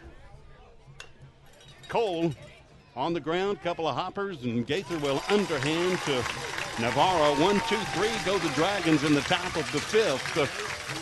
And heading to the home half, inning number 5. We continue at Carroll 3, Coppell 2. them and a place for everything. As you'll see, projections for the next quarter are... He shoots, he scores! 2 points for Team Middle Management. The office is not one of them. Jack, can I see you in my office? No pouting, it's your ball. Let's see what you got. But Whirly Ball is. For corporate events, team building, and private parties, Whirly Ball in Hearst and Plano is electric fun. Test your skills on the arcade games. Zip around in your Whirly Bug for a Whirly Ball competition. Or play the most affordable laser tag in the city. Learn more at whirlyball.info. If you're a basketball parent or coach, you need StatGeek, the simplest way to keep stats ever created. Our easy-to-use iPad app turns anyone into a professional statistician, and all they have to do is simply follow the ball. Produce full and accurate box scores and play-by-play reports. Send accurate stats out to your fans, media, or recruiters. It's sports statistic collection redefined. StatGeek is available right now in the iPad App Store for just $4.99, and there are team fundraising opportunities available as well. On the web at statgeek.com. StatGeek, keep your eye on the ball. Bottom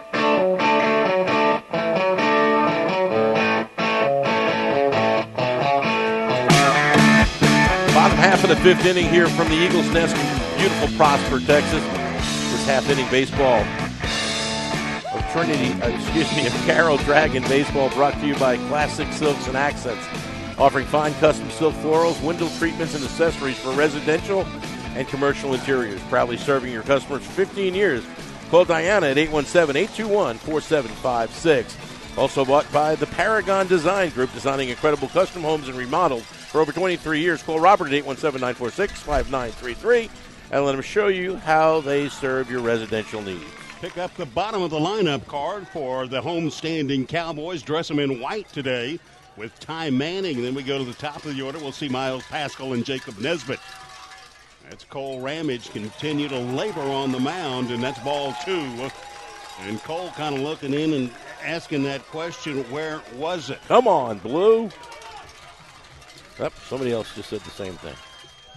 That's upstairs, ball 3. And Coppell, one wide pitch away from a third consecutive inning, getting the leadoff guy on base. And they're riding Cole Ramage. Nobody warming up down the right field line. The pitch to Manning, that's way wide, a 4-pitch walk to the Cowboys' second baseman. Boy, has he been awesome so far for the Cowboys. Just starting innings defensively, just a good little player in Ty Manning. And here's Pascal, and as you mentioned, he is swinging it pretty good. The junior center fielder with a first-inning double was stranded, striking out in the third.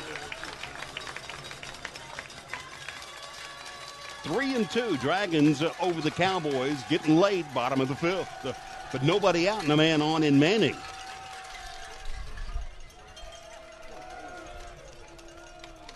Brad, Jensen Elliott continues to throw down the left field line. I think Ray Gaither's day might be over. And what a luxury if you're Kendall Clark. You maybe take the lead here, and then you bring your kid in. And that certainly explains the relatively prompt hook on the starter Hayden Kettler this afternoon. Good curveball there by Ramage. Throws 4 in a row, not even close, and then drops that gem in there for strike 1.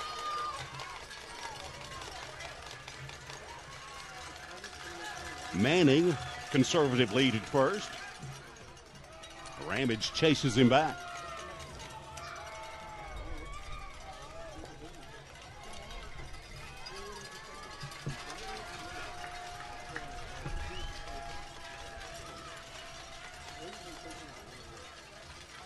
Pascal squares. Pascal bunts beautifully in front of the plate. Picked up by Motley. He'll throw down low and pulled up by Casey Combs. Successful on the sacrifice bunt, Miles Pascal. Boy, they have done a good job all series getting that done. And good bunt that time. And, boy, Motley just out like a cat. But as you said, Brad, third inning in a row now, leadoff runner on base for the Cowboys. And now another one in scoring position. And not only in this series, throughout the playoffs, Coppell has benefited and greatly from working the small ball, the short game, bunting people around. Only the first walk of the game that was given up by Ramage, and now he's in scoring position. Sophomore shortstop Nesbitt. Grounded out, flew out, 0 for 2 on the afternoon. Ramage, good curveball. Dandy and a swing and a miss from Nesbitt. Struggling with the fastball. He's come back and thrown the best 2 curveballs he's thrown in his life in a row.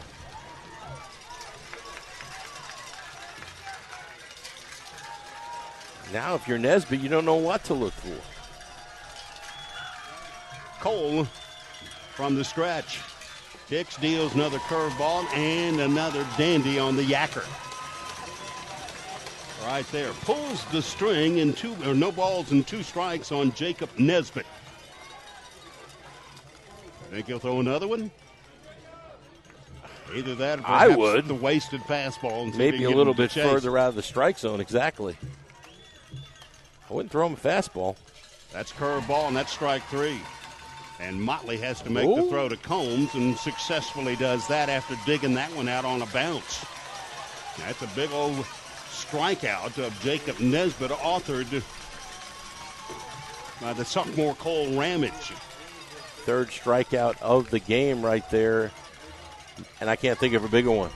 Means absolutely nothing, but having a kiddo with the same first name as Ramage.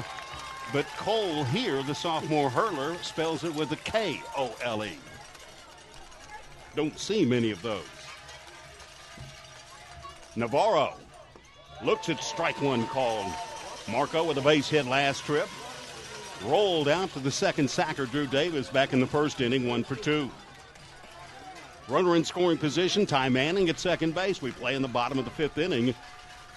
The Dragons of South Lake Carroll nursing a 3-2 lead. The pitch to Navarro. Fastball lifted wide of third. In fact, caught by the net above the Cowboy dugout.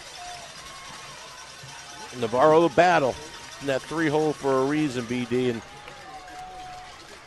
Ramage battling just as hard. It's fun. This is great. 2 outs, 1 on. Ramage kicks, deals curveball. Chase, strike 3. In the dirt, Motley going to have to throw. Lobs it down to Casey Combs. And live to tell about a inning opening walk. No runs, no hits, no errors, and 1 man left on base. We conclude inning number 5 from Prosper. And we continue with the score. The Carroll Dragons 3 and the Coppell Cowboys 2. When they study our civilization 2,000 years from now, there will only be 3 things that Americans will be known for: the Constitution, baseball, and jazz music. GDYO's Jazz Institute provides young musicians in North Texas the opportunity to learn what it means to be a jazz musician through weekly technique classes and combo rehearsals with professional jazz musicians. From the first note to the final round of applause, GDYO Jazz Institute concerts will amaze and delight both hardcore jazz cats and new fans alike. Learn more about the truly original American art form through the GDYO Jazz Institute online at gdyo.org/jazz. Point of Origin Design is your one-stop shop for all your apparel, promotional, event, or team uniform needs. Point of Origin Design is a full-service design and logo creation company that offers a wide variety of imprintable and embroidered products. With competitive pricing and quality work, you can't go wrong with Point of Origin Design. It's always best to start at the right point, so visit them online at pointoforigindesign.com. Let them help you plan your next promotional item or design your next t-shirt. That's online at pointoforigindesign.com.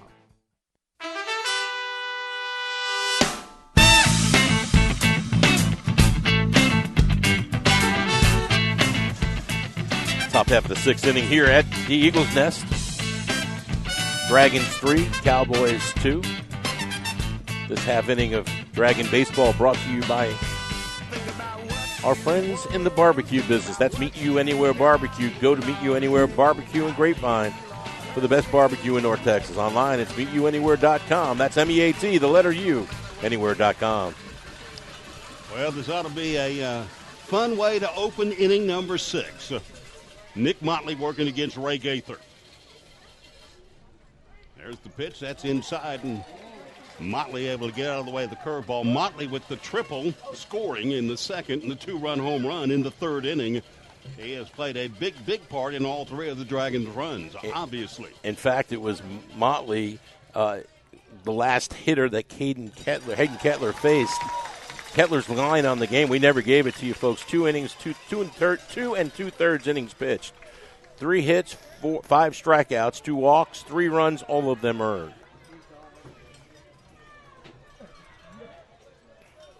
It's been Ray Gaither the rest of the way. 1-1 the count to Motley. Curveball in for a called strike 1.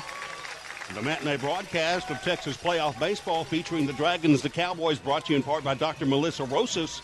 Dr. Rosa, proud sponsor of Coppell Baseball, the players and their families. And Dr. Rosas is a board-certified pediatric dentist offering exceptional dental care for infants, for children, and for teens. Call Dr. Rosas' office today, 972-393-9779. Make an appointment for the little smiles in your life. A healthy smile is a happy smile online at rosasdds.com. Dr. Melissa Rosas.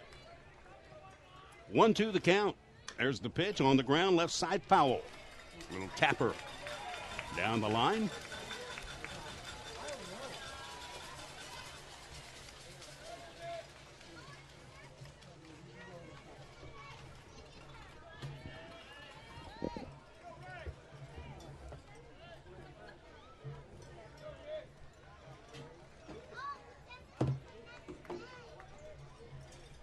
Gaither to Motley. Swing and a miss, a strikeout victim. Gaither brings heat. Motley can't catch up to it. Strikeout to lead off the sixth inning. Second strikeout for Ray Gaither since entering in the game, now in his third inning of work. Today's broadcast also brought to you in part by Studio Movie Grill, where the motto, always film food and fun online at studiomoviegrill.com. Designated hitter, junior Zach Farrar. Peter, I saw Zach Farrar dotting a football recruiters list. Best 100 2015 recruits as a wide receiver for the Dragons. A part of that 13-1 outfit for Coach Wasson in 2014. Yeah. Doesn't surprise me with the speed he shows and the good size. Good athlete. 2-0. Gaither fastball going after Farrar and fouls it out of play. Another sponsor we want to doff our cap to is Frost Bank, located at Sandy Lake and Denton Tap Roads. Frost Bank, a proud supporter of Cowboys baseball. Call them at area code 214-515-4900 and let them help you step up your financial game. Frost Bank. We're from here, and we're on the web at frostbank.com. 2-2 now the count. After Farrar, one more time. Leaves it in foul territory. Just a little tapper on the ground, first base side. Zach thus far, a couple of ground outs in the infield. First to third base in the second, to shortstop in the third inning of play. There's the pitch, slaps it the other way wide of third. Staying alive is Zach Farrar. Boy, getting to tail-telling time at the Eagles' Nest in Prosper. Top of inning number 6. Carroll raced out to the 3-0 lead with 1 in the second, 2 in the third, and Coppell answered with a deuce on the board, bottom of 4. That's where we sit. Carroll 3-2. Gaither, Farrar, staying alive right there, a hacking and a battling. I woke up the coaching staff over there in that third base dugout. Haven't seen Kendall Clark move that fast in a long time. Umpire didn't like the ball. Casey Combs will be next for Carroll. Gaither, curveball, boy, and that's a dandy. I mean, his best curveball of the afternoon freezes Zach Farrar in a called strike 3. That is absolutely perfect. A great pitch, getting out, a great hitter by just absolutely winning the battle. That time was Ray Gaither. Mr. Combs walked in the second, rolled out to the shortstop in the fourth. 0 for 1 officially. Curveball left outside the zone by Ray Gaither.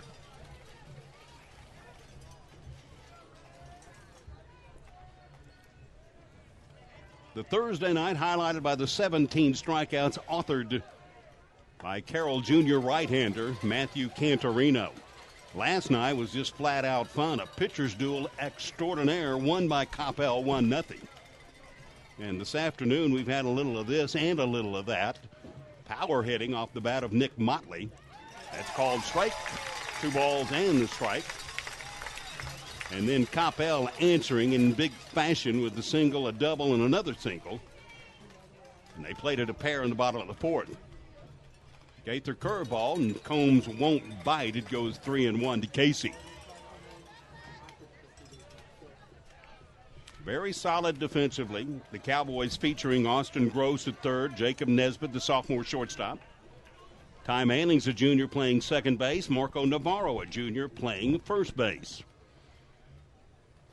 Hayden Kettler in left, Miles Pascal, the center fielder, while Daniel Jones, the only senior, on the ball yard for the Coppell Cowboys, stationed in right field. Hayden working, trying to find, Ray Gaither trying to find him a baseball he likes. They just went through the bucket there. The pitch to Combs. 3-1, like that that's one. upstairs.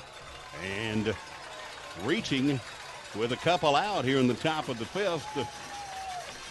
On ball 4 is Casey Combs. First walk of the game by Gaither. Have a courtesy runner checking in for the Dragons.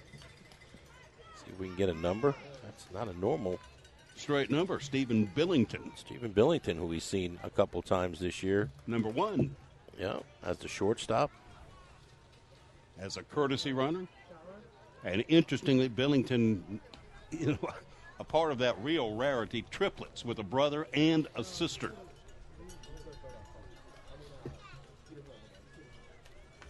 The umpire's not pleased with how Coach Hughes sent Mr. Billington into the game, and I don't think Larry wants to hear it. And Larry's saying, how am I supposed to send him in? Ryan Bellamy stands in. It looks like it's half-hearted because the first place umpire's got a big old smile on his face. So Bellamy with 2 outs and a runner on. His ball club leading by 1, 3-2. Now it becomes a question by Kendall Clark. How long do you stay with Ray Gaither with Jensen Elliott out there now just watching? Recall Elliott, the game 1 starter who went 3 innings and left trailing 4-0. A ball game that Carroll would go on to win by a 6-0 final on Thursday night. I'm going to go out on a limb and say this is Ray Gaither's last batter. Well, he's not close to the strike zone on the first 2 offerings to Mr. Bellamy. And that was all a calculated move on Thursday night. And you and I both looked, and I think you were the one that brought it up, that, hey, he gets Jensen Elliott out of here after only 3 innings. He'll be next to piping fresh come Saturday. Bellamy looking for his first knock today, 0 for 2. And we'll see what happens here. And the Carroll does not have that same luxury, Brad. No way they can bring back Canarino after the performance he had on Thursday night. Gaither, curveball, drops it in there. A dandy called strike 1. For Ryan Bellamy, who may have been taking all the way. 2 balls and a strike. Gaither curveball chased and missed. That's a couple times today for both pitchers we've seen struggling fastball, but able to drop the curveballs in.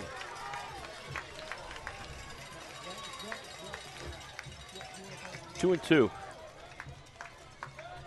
Maybe not quite, but doggone close to a full house at a big stadium here in Prosper. Ball 3. 3-2 to Ryan Bellamy. Base runner Billington going on the pitch. The wheel will be rolling here with the 3-2 out. Navarro plays behind him. There goes Billington. Here's the pitch upstairs. Consecutive base on balls issued by Ray Gaither. And here comes 4th-year head coach Kendall Clark. And I believe he just gave the knowing nod to the bullpen and bring in the pair of deuces on the jersey of hard-throwing right-hander Jensen Elliott to try to pitch his Cowboys out of this 2-out, 2-on jam. And here comes the bespectacled senior in Elliott. He'll take some tune-up tosses. We're in the top of the 6th right here at the Eagles' Nest, what they call the ball yard, home of the Eagles of Prosper, a number 3 ranked team statewide in Class 5A. And again, Prosper getting rid of the Frisco Raccoons in 2 ball games, concluding the series last night. They are on to round number 4 and taking dead aim at win number 30 into the 4th round at 29-3 for Coach Carpenter's bunch here in Prosper, and well, we'll hold down the fort, and why not? With two good baseball teams, 25 wins, 5 losses, the mark of these Coppell Cowboys, while the Carroll Dragons answer at 25 up and 7 down. If you're curious who beat Coppell, the 5 losses, well, 2 in tournament non-district play, shut out by Rockwall Heath and defeated 2-1 by Midland. At Heath scored 3-0. In fact, the only regular season loss hung on this guy, Jensen Elliott, in district play. Coppell defeated by the Richland Rebels and also by the Trinity Trojans. Coppell finished District 7-6A, tied atop the heap with the Trinity Trojans, a 10-win, 2 losses, a co-championship situation. And, of course, their next loss after winning 10 in a row was Thursday night, the 6-0 Game 1 loss to these Carroll Dragons. And you look back on the Carroll season, Peter, and we all remember them kind of stumbling out of the starting gate of District 7-6A. 2 losses to this Coppell bunch, and then a loss on the road to Richland. They have bounced back. Yeah, they've readied the ship, then get through those first 3 weeks at 2-4, and then ran the table after that. But I got a score to share with you over at a game being played right down the block here at McKinney-Boyd. All ears. Flower Mound 3. Keller 1, bottom half of the 4th inning. So the Jaguars looking to keep their back-to-back state title march alive. So we got some defensive changes. Look, Gaither went in at third base, it looks like. Yep. He did, spelling Gross, and on the mound is Jensen Elliott. And before the 3-inning performance the other night, just to roll some numbers out at you for Jensen Elliott, the verbal commit to Oklahoma State University. He's 9 wins, 3 losses, including Thursday night, but into the ballgame, 67 innings pitched, only walking 14, giving up 30 hits, 11 runs, only 6 earned, the 0.63 ERA. That again before Carroll roughed him up a little bit Thursday night in the early go.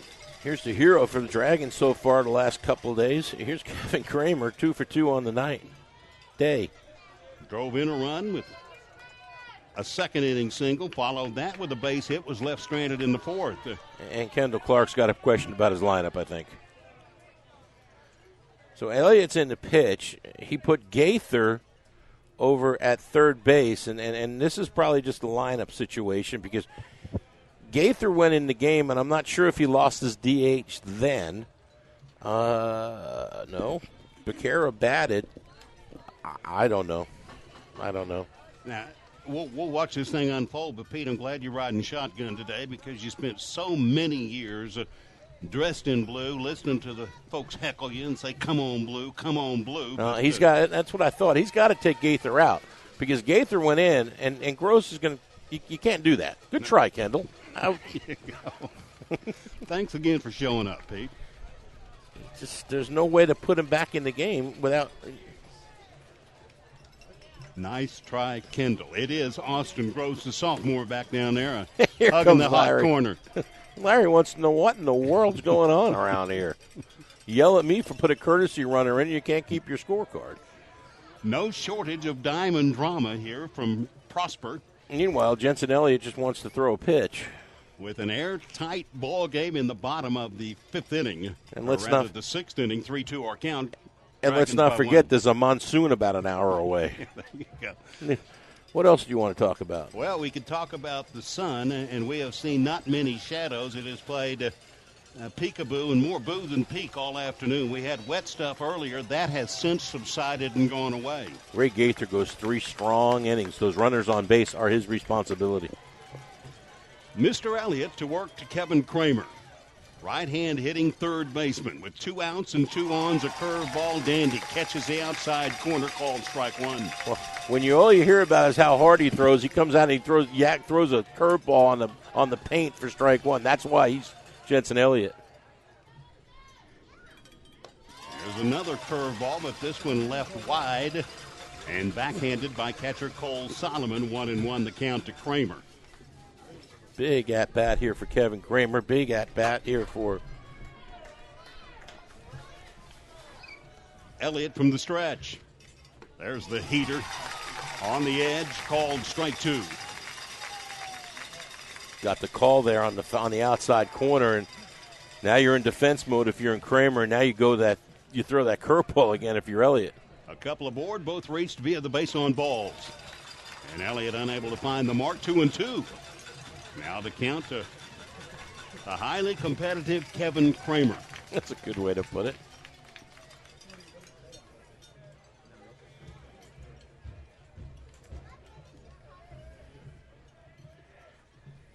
The kid, just frozen. What a curveball, what a strikeout. And Elliott stymies a would-be Carroll uprising. No runs for the Dragons in the 6th inning. No hits, and they leave 2 to the home half of the 6th. Our count, the Dragons 3, the Cowboys 2. Boost in exposure? Want to reach local, community-minded folks with information about your business? Join the Champion Sports Radio team and advertise during these games. In the last 4 years, Champion Sports Radio has broadcast over 600 games for more than 3.5 million listeners. And Champion Sports Radio wants to help you use major high school sports to reach thousands of local fans right in your community.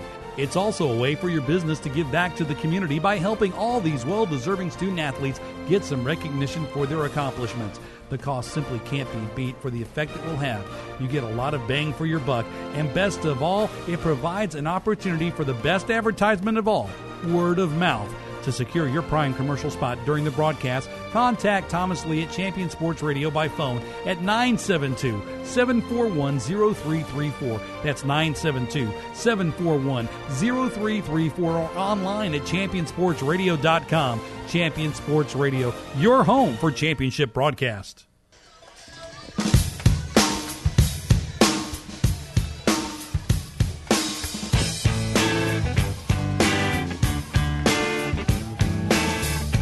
Bottom half of the 6th inning here at the Eagles Nest. Dragons lead the Cowboys 3-2. This half inning brought to you by Nothing Bundt Cakes. So yummy, you'll wish you didn't have a hole in them.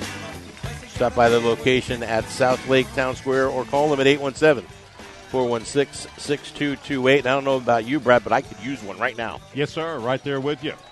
Curveball to start out the at-bat. Ball 1, offered by Cole Ramage to clean up hitting left fielder Hayden Kettler. Bottom 6. Fastball down the pike, but low. Ball 2. Evans.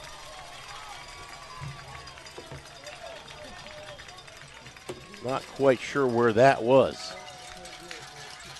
Carroll in the last 3 innings reaching with the leadoff man. Here's a little pop in shallow right field. Bellamy, Mr. Secure out there, squeezes that one. Kettler retired. The afternoon broadcast of playoff baseball on Champion Sports Radio brought to you by, here's a proud sponsor of Coppell Cowboy Baseball, the neighborhood of Cypress Waters. You're invited to come tour the brand new apartments, the townhomes. Find them at Beltline Road just north of 635. Visit Cypress Waters Apartments.com for details. Becerra, Trey Becerra, designated hitter. First time in the last 3 that Ramage has been able to get the leadoff at batter out. Carroll's lead, 3-2. Good curveball. Becerra won't offer, just missed low and away.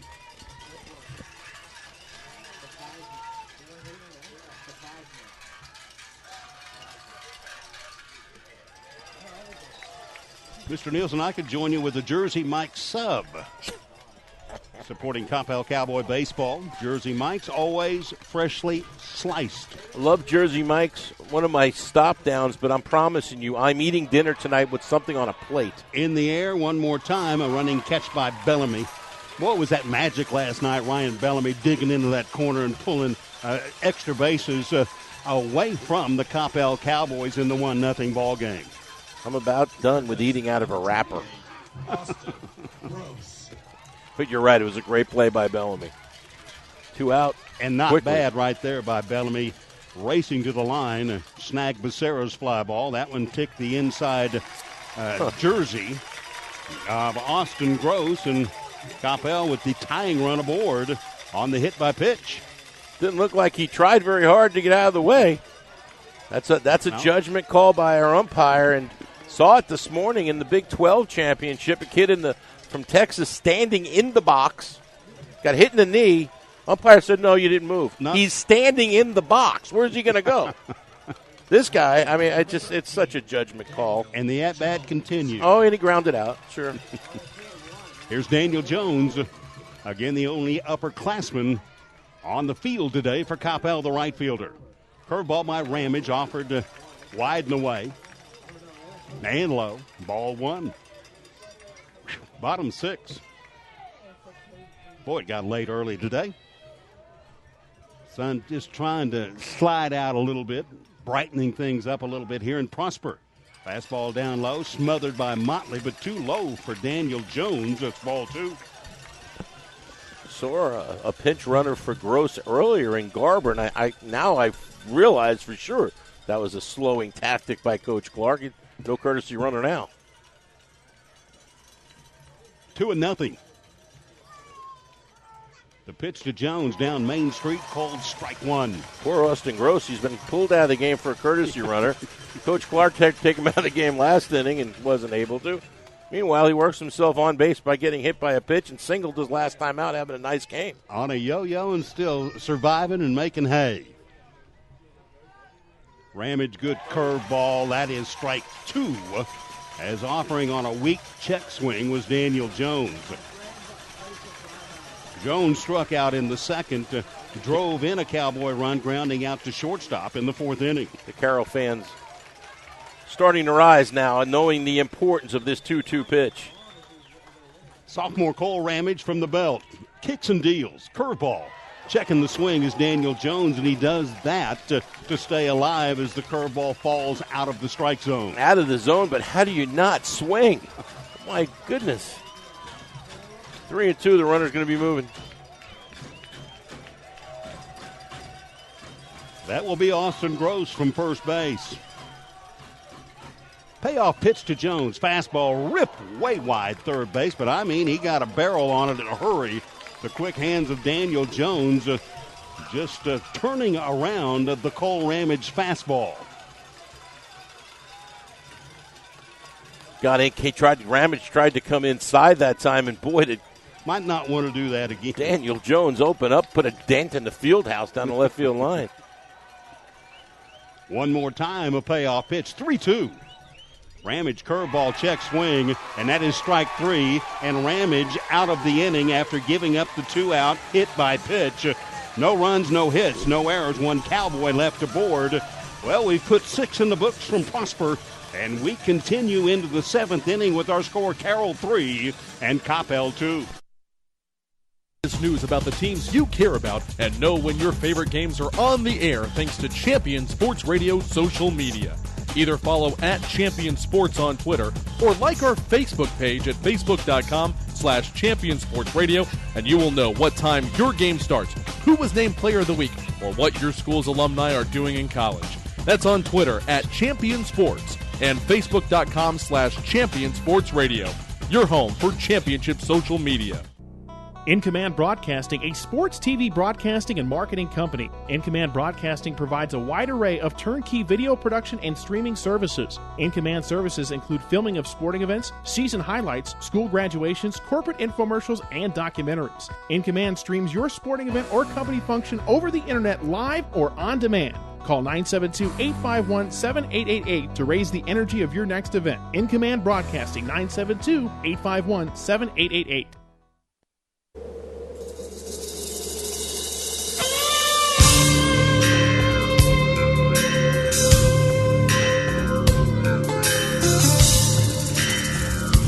Top half of the 7th inning here from the Eagles' Nest. Dragons still lead 3-2. Heritage Homes, building fine custom homes in South Lake and surrounding communities, the proud sponsor of Dragon Baseball. Peter, remember that shortstop we talked about with the broken wrist, and you said, I've seen him around, no more cast.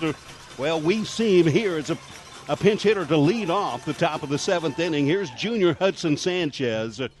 Curveball on the money from Jensen Elliott, and what a way to see your first pitch in over a month. First of all, you got Jensen Elliott out there. Second of all, he throws one of those curveballs at you. The pitch to Sanchez, swing and a miss, and now in the pitcher's favor in a big way is this no ball, 2-strike count.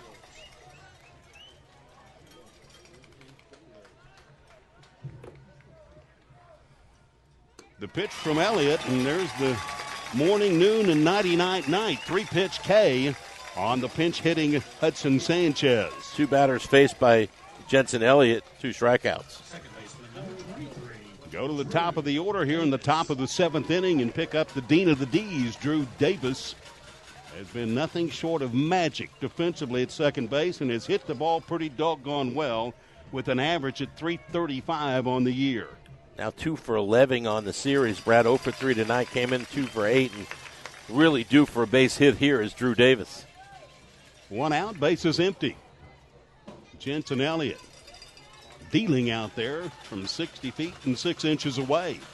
1-1 the count on Drew. You look to the bottom half of the 7th inning for Coppell. It's Solomon, Manning, and Pascal coming to the plate. Elliott painted. Strike 1 or strike 2 called. While Coppell has not been forced into a Game 3, the Game 3 games that Carroll has played have been lopsided, 7-1 over Midlothian, 15-2 a week ago in Game 3 over the Hebron Hawks. Not so much this afternoon. Swing and a miss, Dandy. Strikeout, Drew Davis. My goodness. I've never seen Jensen Elliott more effective. I think maybe the focus is there a little bit more than it was the other night. And you know what? He is a prideful young man, and he's going to take it to heart, and maybe feels he let his team down Thursday night. He's out there battling right now, and here's Coach Vulcan just slowing the game down a little bit. As you mentioned, he's faced now 3 and struck out 3 Dragons. 2 outs, top of the 7th inning. Check that. That's Coach Cranford down at third base.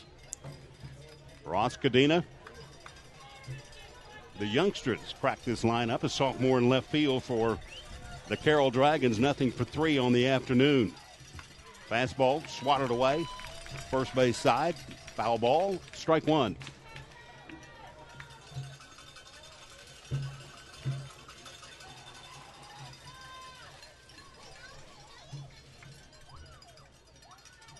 What a pitch.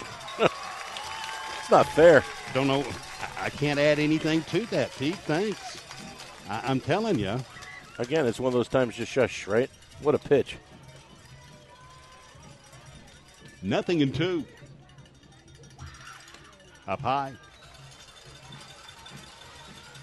I think the conversation in the Elliott living room between older brother Jake, a frontline pitcher at OU, and this guy Jensen, who's going to Oklahoma State, will be interesting.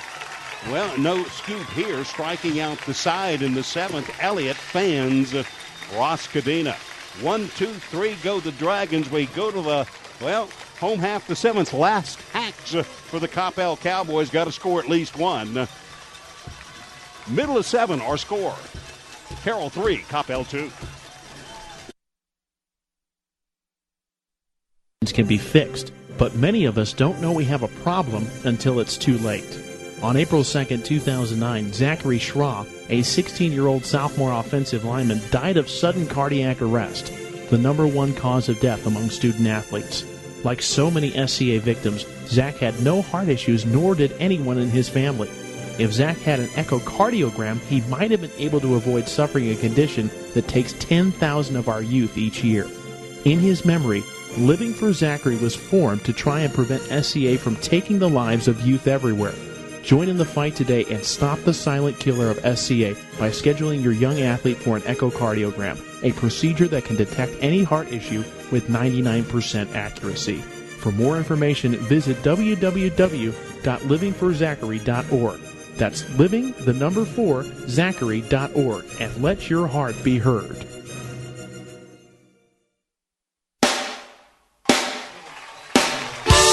Bottom half of the 7th here from the Eagles' Nest. Dragons lead 3-2. Pinch hitter for the Cowboys to lead off the inning. Here's Brad. Shane Steiger wears #1 on the white shirt to lead it off with the Cowboys.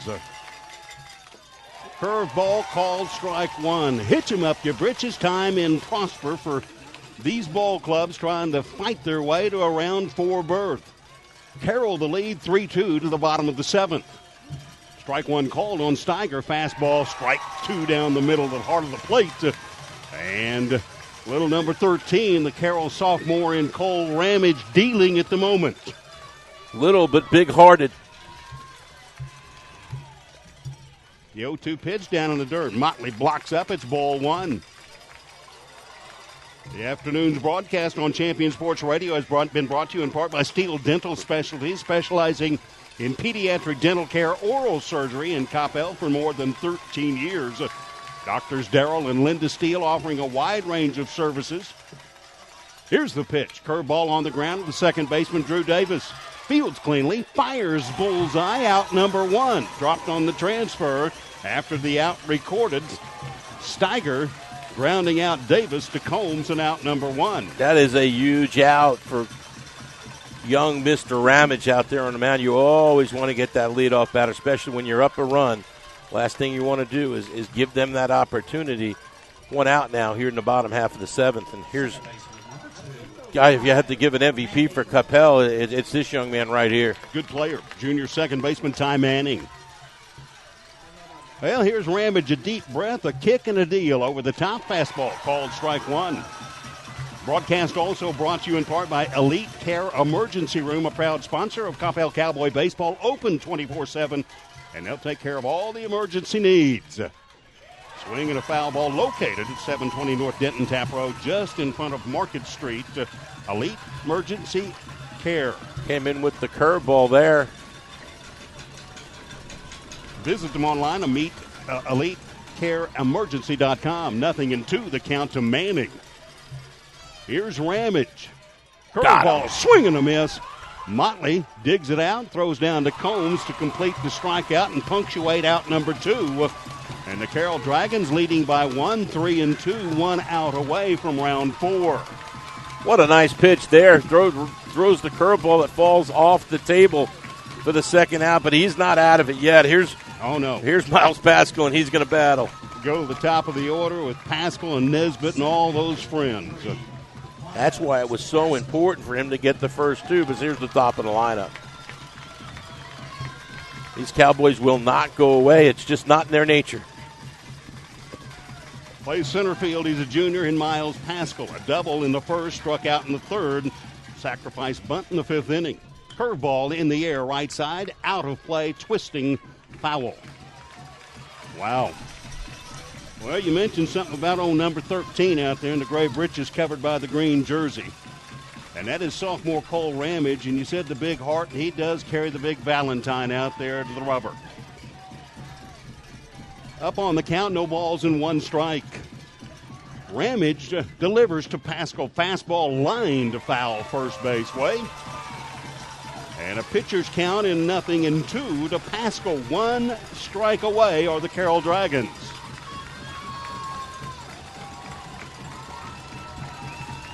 Hang with us there in Mount Ida, Arkansas. Ramage from the windup, kicks and deals. Swinging strike three. Motley will punctuate it, throwing to Combs. Carroll wins. The Dragons will go to round number four. And they are bounding out of the first base dugout for joy. And hats off to this Carroll Dragon Ball Club, who will take to round number four, 26 wins and 7 losses. Boy, and bid adios to a co-district champion out of District 7-6A. That's a fine baseball team. The Coppell Cowboys, 25-6, the final mark for Kendall Clark's ball club. We do go final from Prosper. Carroll defeating Coppell by a final mark of 3-2. Dragons take down the Cowboys. We'll be back with the postgame programming after this timeout on Champion Sports Radio. Cast is under the direction and is copywritten by Champion Sports Radio. Any rebroadcast, retransmission, or use of the audio stream, and any and all other use of the accounts of this broadcast without the direct written consent and permission of Champion Sports Radio is strictly prohibited. All rights are reserved by Champion Sports Radio and ChampionSportsRadio.com. This is a presentation of Champion Sports Radio, your home for championship broadcasts. In Command Broadcasting, a sports TV broadcasting and marketing company. In Command Broadcasting provides a wide array of turnkey video production and streaming services. In Command services include filming of sporting events, season highlights, school graduations, corporate infomercials, and documentaries. In Command streams your sporting event or company function over the internet live or on demand. Call 972-851-7888 to raise the energy of your next event. In Command Broadcasting, 972-851-7888. There's a time and a place for everything. As you'll see, projections for the next quarter are... He shoots, he scores. 2 points for team middle management. The office is not one of them. Jack, can I see you in my office? No pouting. It's your ball. Let's see what you got. But Whirly Ball is. For corporate events, team building, and private parties, Whirly Ball in Hearst and Plano is electric fun. Test your skills on the arcade games. Zip around in your Whirly Bug for a Whirly Ball competition. Or play the most affordable laser tag in the city. Learn more at whirlyball.info. Writer Gerald Early said that when they study our civilization 2,000 years from now, there will only be 3 things that Americans will be known for: the Constitution, baseball, and jazz music. GDYO's Jazz Institute provides young musicians in North Texas the opportunity to learn what it means to be a jazz musician through weekly technique classes and combo rehearsals with professional jazz musicians. From the first note to the final round of applause, GDYO Jazz Institute concerts will amaze and delight both hardcore jazz cats and new fans alike. Learn more about the truly original American art form through the GDYO Jazz Institute online at gdyo.org/jazz. Are you looking for a way to promote your business or increase exposure? Do you just need more people to know that you're there? Join the Champion Sports Radio team and advertise during these games. In the last 4 years, Champion Sports Radio has broadcast over 600 games to more than 3.5 million listeners. And Champion Sports Radio wants to help you use major high school sports to reach thousands of local fans right in your community. Think about it. Die-hard fans just like you tune in each and every week, giving your business unparalleled access to the community. It's the perfect way for smaller individually owned businesses to cultivate a core clientele or expand their already loyal customer base. To secure your prime commercial spot during the broadcast, contact Thomas Lee at Champion Sports Radio by phone at 972-741-0334. That's 972-741-0334 or online at championsportsradio.com. Champion Sports Radio, your home for championship broadcast. The Centers for Disease Control and Prevention estimates that nearly 4 million brain injuries occur every year due to sports in the U.S. They also estimate that 70% of concussions go unreported. Not identifying concussions early can be devastating, especially if the athlete continues to play with symptoms. Catching hard hits fast is critical, and that's why you need the Shockbox Helmet Impact Sensor. The Shockbox is a small sensor that easily attaches to most football, lacrosse, and hockey helmets and instantly sends a signal to a smartphone on the sidelines when the player has taken a hard hit that puts them at higher risk for injury. The free app receives data from the sensor, displays information about the impact, and even walks the user through a concussion assessment. The app also logs symptom and impact data for future medical use. Visit ShotboxDFW.com to learn more about the Shockbox Impact Alert Sensor and determine if it is the right option for your child. Be warned instantly when a player has experienced a head impact that could result in a concussion. Visit ShockboxDFW.com today. ShockboxDFW.com.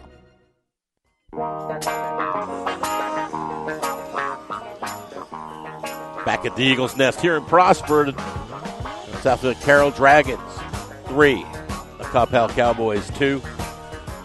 Classic game, ending a classic series. The Dragons go on to take on into the next round of the playoffs, most likely taking on Arlington Martin.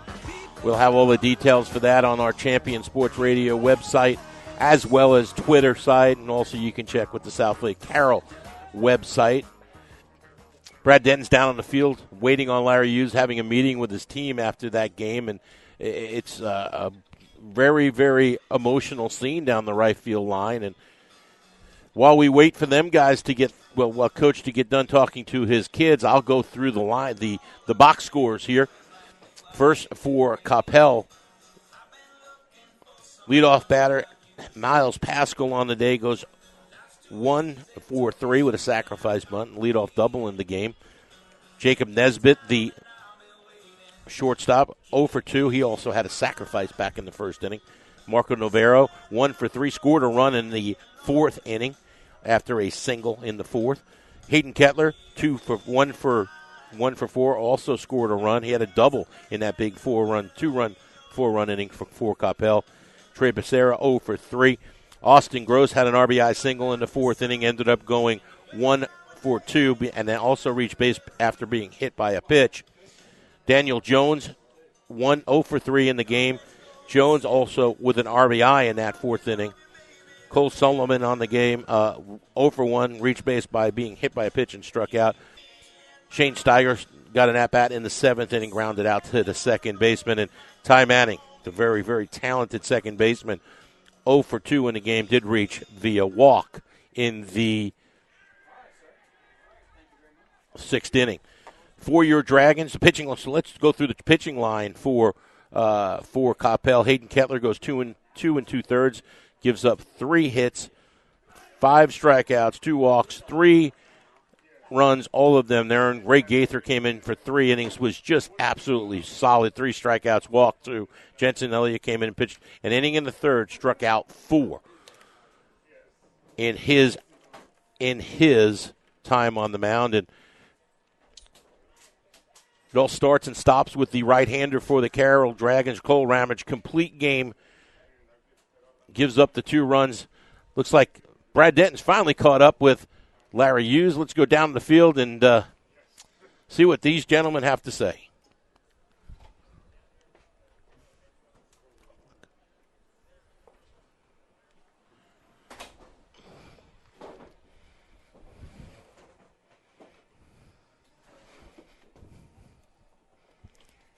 Is it on?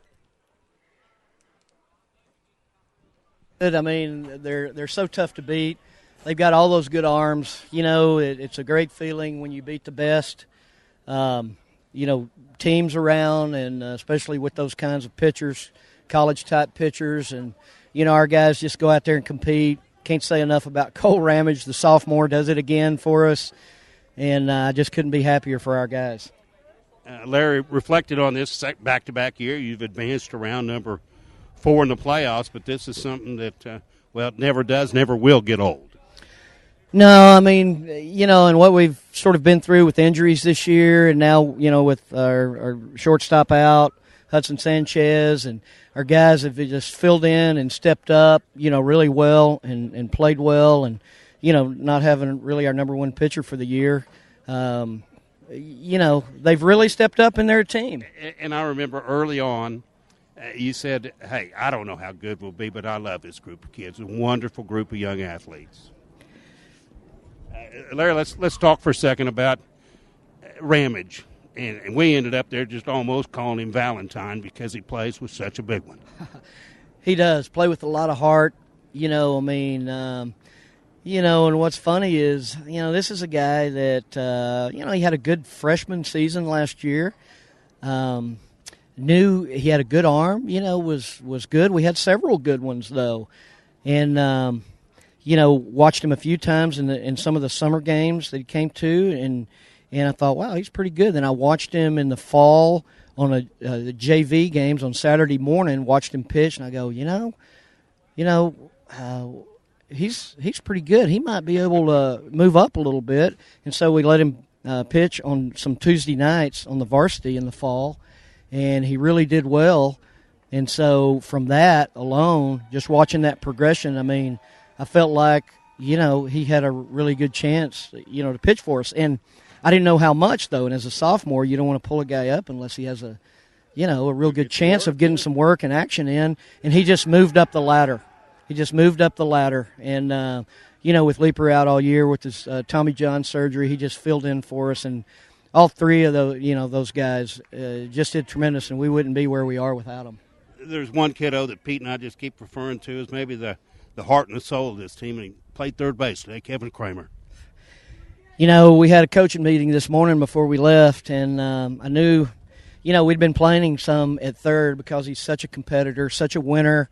You know, we're looking for some offense. And, you know, I asked Coach Vucan and Coach Cranford, I said, hey, I'm thinking about putting Kramer in. I know he might be a little sore from last night, but he's a winner. He's a competitor. We got to have those kind of guys out on the field, but I asked them what they thought, and we made a collective decision and went with it. And, had 2 hits today in the 8-hole. Let's talk about another kid that had a couple of hits, and while Ramage may have been one, that their question mark turns into an exclamation point before this season was done in what he's done, but one who entered the season as an exclamation point and just keeps adding others, and that's your catcher, Nick Motley. 2 hits today, the triple, the 2-run homer, drives in 2, scores 2, and just leads this baseball team to round 4. Yeah, I mean, he's the quarterback of our football team. Of our baseball team. You normally think, the pitcher's kind of like your quarterback, but really it's our catcher. He's one of our captains. He's our vocal leader, and he's one that also does it, out on the field. And, he's a guy after today, he's sitting there with 42 RBIs, and a few years ago we had a guy named Kenny Hill, and everybody knows how good he was. He finished the year with 40 RBIs. Nick's sitting with 42, and we're still playing. And, he's been huge for us this year. I can't say enough about him. Still playing you are. It's the Dragons of Carroll on one side of the bracket. On the other side, whoever emerges from Arlington Martin, the Warriors, and the Eagles of Abilene. Any early thoughts on round 4? No, I don't know. They're playing right now, I suppose. Arlington Martin won 2-1. With Martin. Yeah, we're pretty familiar with them. And if it is them, it'll be a great series, a tough series, very similar to this one. But we're looking forward to still playing. Larry, I yanked you away from your kiddos. Go back in there and enjoy the celebration with them. And one more time, hey, congratulations. Outstanding. Thank you very much. There he is, Larry Hughes, 19th year South Lake Carroll head coach, and a very happy head coach. Peter, back up to you. Up the box score here and call it a day here from Prosper. For your Dragons, Drew Davis on the day 0 for 4 for Drew. Ross Cadena 0 for 4 as well. Eric Cole 0 for 2 but had a walk, and it was a big walk because it was right in front of the 2-run homer by Nick Motley. Motley on the day 2 for 3, a triple and a 2-run homer. That home run proved to be the difference in this game. Zach Farrar goes 0 for 3. Casey Combs 0 for 1, does reach by walk twice. Ryan Bellamy goes 0 for 2 with a walk. Kevin Kramer, as we just talked about, 2 for 3 today, 2 singles for Kramer and an RBI back in the second inning. Soren Krug 0 for 3 on the game. That'll wrap it up here from the Eagles Nest. A big shout-out to our friends, all of our sponsors. Thanks to all the sponsors of Carroll Dragon Baseball and Champion Sports Radio. Season sponsor, Meet You Anywhere Barbecue. Season sponsor, Meet You Anywhere Barbecue. And then game sponsors, Alcorp Marketing, Nothing Bundt Cakes, Heritage Homes, and Priority Signs and Graphics. Carroll Dragon Baseball is a presentation of Champion Sports Radio on Twitter at Champion Sports, Facebook.com/Champion Sports Radio, and online at Champion Sports Radio. Also, a big shout-out to all the folks from Coppell. Cowboys had a wonderful season. We thank them for all their support. We look forward to continuing to carry Coppell baseball. For my broadcast partner, my name's Pete Nielsen. For my broadcast partner, Brad Denton. Goodbye, everybody. Follow the website, and we'll let you know where the Dragons will play next.